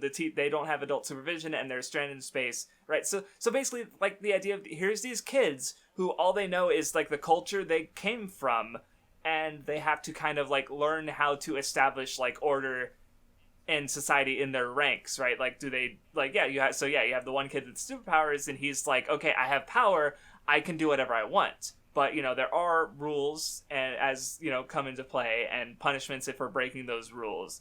And it's very like you said, society. What stood out to me was just like how like unbelievably fucked the one guy with the penalty powers eventually got. That guy's fucking fucked. Because like dude. Eventually, like at first he's like, he doesn't seem like a super nice guy, I guess, but like he seems like he's kind of well-meaning, I guess. Just like a hard ass, right? Like I mean, at first he's like kind of well-meaning-ish and kind of like he seems like shy, a kind of maybe. Dopey, a little, Yeah, but this like man he hits a home easily run on like someone's head. just once lets he has power, he once just he lets has it go power to and his thinks he's head. invincible, Like at first he doesn't even want to be like the leader. He doesn't or, like, let it go to his head. He lets doesn't it go want to the be. other guy's head. It reminds me of Lord of the Flies in a lot of ways. We oh my god! Vinny was going to the bathroom, so that's why he didn't hear me bring up Lord of the Flies. Oh, I'm sorry. Yeah, I was going pee-pee. Well, I also brought up, I don't know if you've heard of the manga Drifting Classroom that was referenced in the series. It's a notable manga that I don't know how famous it is, but I've heard of it before, and I looked up the premise of Drifting Classroom, and it's basically the same, so it's likely a strong influence on Sonny Boy. So, yeah, just repeating what I said before while you were gone. It's pretty misogynist how the title is Sonny Boy. Like, there are Pretty girls in the misogynist, show, I think it's a good too. open your mouth. No, okay. Well, but yeah, like Alright. I just thought it was like super fucked how that guy was acting, and I hate you. My name is literally woman right Uh, now. and even They don't people matter. who aren't like doing anything to like mess up their life at the school and just kind of don't want to be a part of it in general are like being forced into it, and it's just kind of like you know, the one girl who is friends with the main character. Nozomi. Yeah, freedom. She just doesn't want anything to do with it, and just like No, well, for a second I thought when she like broke the smartphone, I was like, oh, because she's not like I wondered if maybe the smartphone was part of the power, like you know, like an inability or stand, right, where it's like she has to hear the rules for it to work on her. So I was like, oh, is she gonna Shoujo's subvert? And bizarre. that's like, no, she's doing like fucking sit-ups or some shit. And it's like, no, she's running. She did 100 laps around the building. That was it, right? yeah, that punishment, like damn, like. Damn, cardio. I mean, like, I guess the other Already guys 100 with the laps due on my dick. division Huh? all night is still like intense, but like, just like being forced to run 100 laps around, like, damn, that's like, I want to do 100 rounds with her on my dick. What? oh, But yeah, But yeah, it I was guess just, as far as like or go on. it was just super, like, I mean, like, it just was messed up, I guess, like the idea of that. No, it's interesting, right? Because like her whole thing is freedom, and the main character is one of those guys who's like, you gotta accept society's rules. Can't stray outside society. No, it's She's like, look, fuck society. Well, he's I am free. yeah, he was kind of like, you have to accept it for what it is, and like you He's a can't fucking beta change male. it, or And she's a Sigma female, so like, what no, happens they have all happens these is what he lines, says, right? Like early on, that like the student council's debating, and they're like, you know, this could be like, or I think one character compares it like they don't know if they're in heaven or hell, but then it's like, well, but what about our permanent record, right? Like if we fail to manage all these students and like we get blamed for these broken windows, like motherfuckers, you're in the middle of an abyss. There is no like, you might die out here. Like there's like a part where they stick out their hands out the window, and their hands just disappear into the void. right, like it's. But my permanent record, what if it's hard to get a job in the like there's so, and this is like maybe you guys have had experiences like this too, because I do think like, so there once when I was in elementary school, I remember it was like last day of school before break or stuff like that. How long ago was that? 5 million years ago. Anyway, Okay, thank you. it was the first school anyway. But anyway, so First a high bunch school. of my classmates were like playing on the playground and stuff, and I think I was expecting my mom, or I was done playing, I was just gonna wait by the road for my mom, and there was like nobody really around, and like I remember feeling like hesitant to leave like the playground and go out to the road because I was the only one doing so. Like I was so used to, you know, the general like systems and rules of like I'm only supposed to leave school when it's properly timed and everyone else is doing it, right? So like and I was like in 5th grade at this point, 4th grade, something like that. So really young. So I just remember that hesitance of just how like I was doing nothing wrong, but the possibility that I might have been doing something wrong in school, like it like for some reason it stuck with me that I was so affected by that. And so like, yeah, here's the show where these kids are like, they're literally in the fucking abyss and they don't know what the fuck's going on, but they're still worried about like the real life limitations of the systems that they've grown up in, and everything. Like one of the girls is even studying, like. Right, like it might not matter. They don't know, right? But they're still like they're just doing what they know because that's what they're used to, is these systems, the schooling, life, society, right? So it's like, well, what the fuck else are we supposed to gonna do? And you know, so it's, but I get it, right? Even though like as an adult, part of me is like, you know, they're stupid kids, but I was also a stupid kid once, you know, 5 million years ago. Correct me if I'm Here's the wrong, thing, but right? Go ahead. Go ahead. Go ahead real quick. Okay. So I was just gonna ask, like, you know, that person who had like the I guess troublemaker who had superpowers,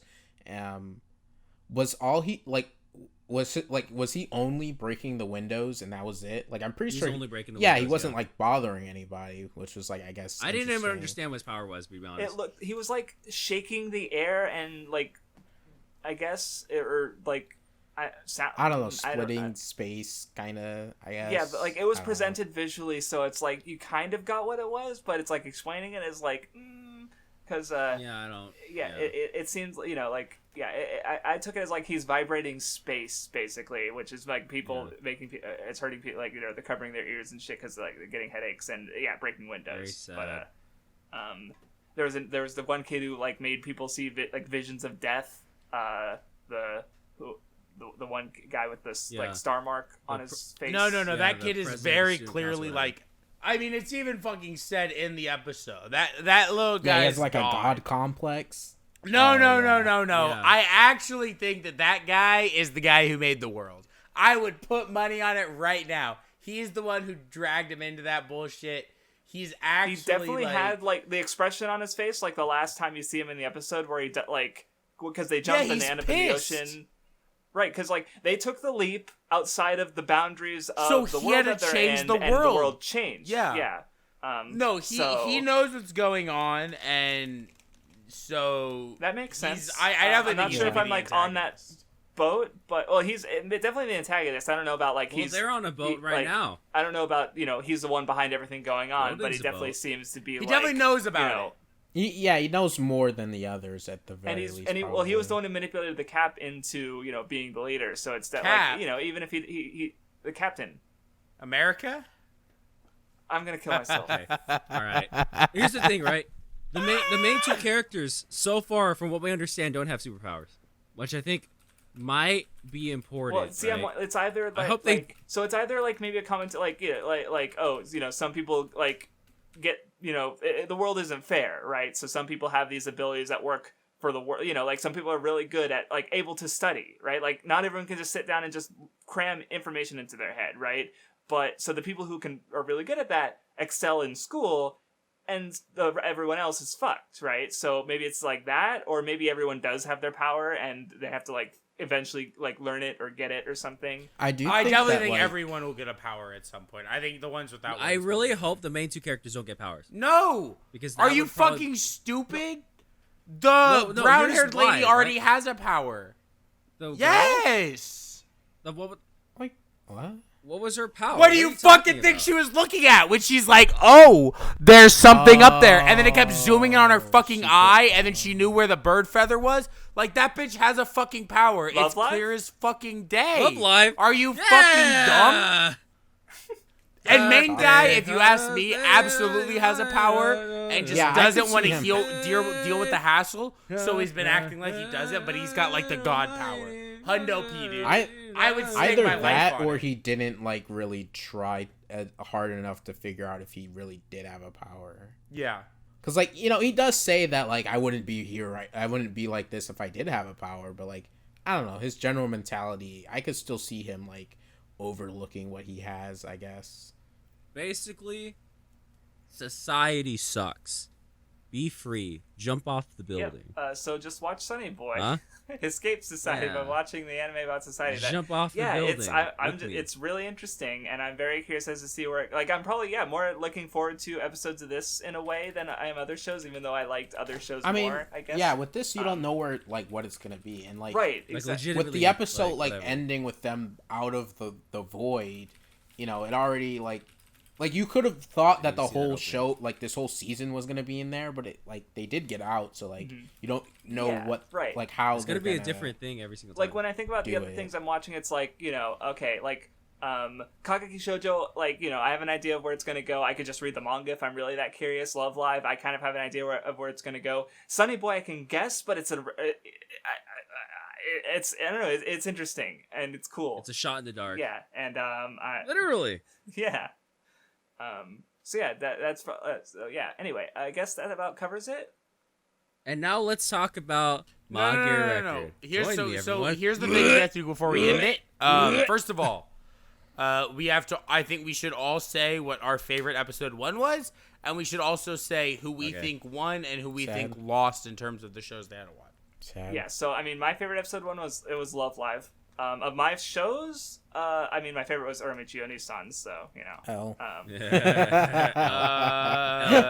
my favorite was between Bokutachi no Remake or Kageki Shoujo. I think I would give both of them, like, really high scores for their episode 1, and those two are, like, the big ones I'm planning on watching all season. Mm-hmm. I would say Kageki Shoujo had my favorite first episode, even if Sonny Boy has potential and like where it's gonna go. Seems like something that's it could definitely surprise me, and I could like it like a lot more than I think, even though I did really like the first episode. But yeah, Kageki Shoujo's episode was really good. Bro, wait, what about your choices though? What about your well, Vindy didn't say who he thought lost. I was just going. Yeah, I was just thought we were going over first episode stuff. Okay then. It's Love Live, guys. Like, aside from like of just your 5 shows, how about that? Oh, aside from Love Live, it's Kageki Shoujo. No, it's just from your shows. That's Nun's show. Oh, like because I figured that what that was going to be. Like no, Sonny Boy. Okay, yeah. Well, duh. Actually, I should have figured. Yeah, like come on now. It's the only one I like. It's the one I like. Cause here's the thing. It was so hard for me to pick which one I want you guys to watch, because I was like, do I want to torture you, or do I want to like make you watch an interesting show, or do I want to like I'm glad throw balls in your Sonny face? Boy. Yeah. Look, you don't have no idea how much I wanted to make you guys watch the grooming show just to fucking make you suffer with me. All right, so I guess I feel like I lost as far as like having the worst amount of shows, because it's like I said, 3 read the manga. 1, it's like, well, I would suggest read the manga if there was a manga, and then like Uramichi Oniisan, which only I liked anyway. So it's like, I mean like even without no context on your other shows, just the fact that Uramichi Oniisan was what you picked for us to watch just shows that like your other shows are not that great. Yeah, and like, I mean, I will say that I think it was all we needed to know. I can see like Shinigami Bocchan being like the best series, but like again, that's assuming like just read the manga. Like, and maybe the anime will be good. Like maybe it'll adapt some good stuff, but I just feel like the manga is kind of clear, even though I haven't read it yet. I just feel like it's the most likely option. So it's like, yeah. But the real question is who's won, because I feel like everyone got some like good shows and then some like not like did well. So yeah. So here's what I'll say. I would say I had 2 good shows, and I feel like having 2 good shows, 2 okay shows, and a bad show means I win. I actually think I had the least absolute dog shit of anyone. Well, here's the thing, right? I didn't have a single bad show. I just had one show that I was just thoroughly disinterested in. Right? It was just the vampire one. I didn't care. Like, I wouldn't say any of mine were bad. Megami-ryou is not bad for it's funny bad. It's hilarious. I want you to watch it, and I'm going to continue watching it because I want to see how fucking degenerate this shit becomes. So, like, I don't know. Does that count? I feel like none won, if I'm being honest. I mean, I could see that. Dude, you got Kageki Shoujo. No, because I think so that's the difference, I guess, is what I mean is like I think none. I mean, I would put Bokutachi no Remake on the same level as Kageki Shoujo, but I think it's like none probably had the highest peak.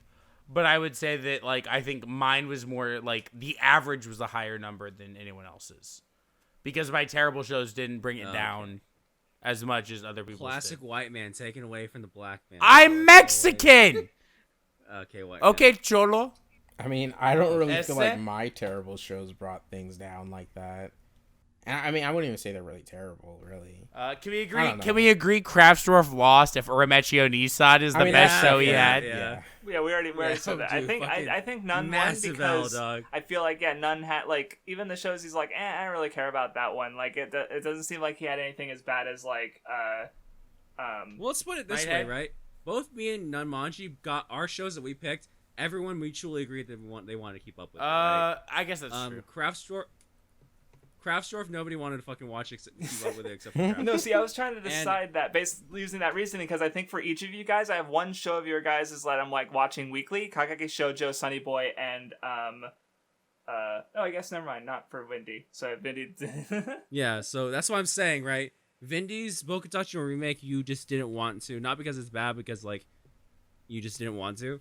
So like I feel like that makes none the clear winner. Yeah, I if I'm am being also honest. interested in. I think I'm gonna try Megami-ryou just to see at least the first episode. Maybe I'll watch the whole thing. Please I don't know. do, please do. But that's like a meme one. Remake actually seems interesting. Black Company Make You actually seems interesting. Aquatope I picked out of Black spite Company for Make none You. because he said he was gonna drop it after 24 episodes, and I'm like, fuck you, I'm gonna watch it. What the I'll watch heck? it too, Crashstorf. I'm with you. Let's kiss. I mean, So yeah, there's it's about, not like, a 2 shows per guarantee person. drop. It's just like I'm not gonna fucking watch 24 season how the fuck am I gonna you can for watch it when it 24 weeks in ends. a row? Are you serious? Just watch it in December. When? No, I don't think I'm gonna care. Episode, when? No, who the fuck? What loser is watching one episode a week for 24 weeks? That's I am, actually 'cause I'm funny. I'm watching 40 fucking My Hero episodes into Academia. Dragon Quest. Shut the fuck up. I'm watching fucking Precure, asshole. That's fucking 49 episodes. I'm look, watching that's Saber. Saber's No, more no, no, episodes, no. and it Well, sucks. my Well, argument it's here with different, these it's shows you guys are different. bringing up, they're No, part of no, no. franchises Shut that up, you literally bitch. like already. No, It's no, a no. little Shut up, different. bitch. Man, maybe if Shut Kamen Rider up, was good bitch. for a change. Oh. What the heck? No, that's not true. I Toku like sucks. Double and Build Toku sucks. All right. Anyway, I Oh feel my like God. I have one question for you guys. What was the most surprising show? Like, what was the one you did not expect to be as good as it was? Because obviously for me it was Uramichi Oniisan. I picked it as a meme, and it's my favorite. Can show I be of honest? My shows.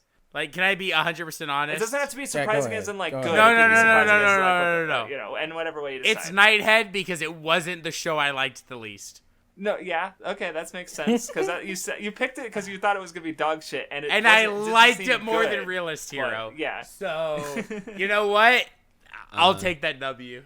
So Remain. Remake was the most surprising show for you. Cool. Because there was another show, another sports anime I watched with like rugby players. Oh, All and another Out? one with like soccer. Was it Days? Yeah, I wasn't. You've both of seen those, Days? Yeah, I'd rather read the manga. The anime. You for it, yeah. need to read the manga. What the what? It had top 5 favorite sports chapters of all time as its most recent chapter to get translated. Yeah. Read Days, read Days, Yeah, read so- Days. Love me. It was a boring as I don't fuck care. adaptation Read when the I watched it manga. the first time. And what I'm saying is, you poop face fucker, is that I did not expect a show to fucking That's hit me some with Gintama ball sacks comedy and there. then immediately fucking hit me with trauma. All right, that was fucking crazy. Hey, and then the Nanmanji, can you shut the fuck up? How dare you insult my goat, okay? Before I've wait, seen Nat, the what was final, your- it sobbed for 10 hours. Did you have a show that you thought was surprising? I think probably Kageki Shoujo is like the most surprising. Not that I didn't think it would be like a solid show. You didn't but, believe like, in me. it did have a possibility of being like a Revenue Starlight situation where what's like in love All with right. it now. All right. But it's all just right. like, All right. Revenue I'm gonna Starlight. kill myself. yeah. Okay, it is I not thought it could Revenue be like Starlight. a Revenue Starlight Listen, situation. I'm making no fucking money on that video. I don't know why you're fucking calling it Revenue Starlight. There is no money being made from the video I made just on like with how much you love it now, where it's like, you know, I don't think it's a bad show or anything, and it's like solid. But None. It's like, You do I'm know not that the show is interested called in it. Rayview Starlight, right? He's calling it Revenue for a meme, isn't he? Please tell me he's calling it Revenue for a meme, right? Please tell me he's calling it that for a meme. Anyway, so yeah, I mean, I just like was surprised at like how clear it was of a lot of How much shows you that hate I watched. Like it was so good. God, I'm gonna watch But, the next episodes immediately after this. like Oh, I yeah, guess now like that we've watched or now we've talked about it, we can watch episode 2s of Dude, things that I was I've holding been off so on. bad. I want to watch the rest of Bokutachi no Remake. I want to watch Kageki Shoujo, and I can't because I've been waiting. Because I'm a sweet boy. Crying. Hey. Oh my God, tomorrow is Love Live. Shut your mouth. Anyway, all right. So, thank you for listening. Let us know how you like this format because, like, we deliberately did this, you know, so that we don't have to watch 20 episodes each. So let us know how Yeah, you felt and let about us know that change. also- because this is easier for us to do. Also, right? let us know if you like the idea of the draft. But next time, you just don't want to hear us do it. Or if you want to hear us do it but know what we're doing and be faster next time, we're down to change this. I think us that know. as long as y'all enjoy this is definitely something we'll do in future seasons. No, that's the thing. But Is like I let definitely us want know to what keep you doing, liked about it and what you didn't. Right, I want to keep doing seasonal content. It's just like I'm fine with changing it if something about this doesn't work, right? So that's why I want to hear feedback. So let us know. Thank you for listening, and we will see you next time. Adios. Seasonals are bad.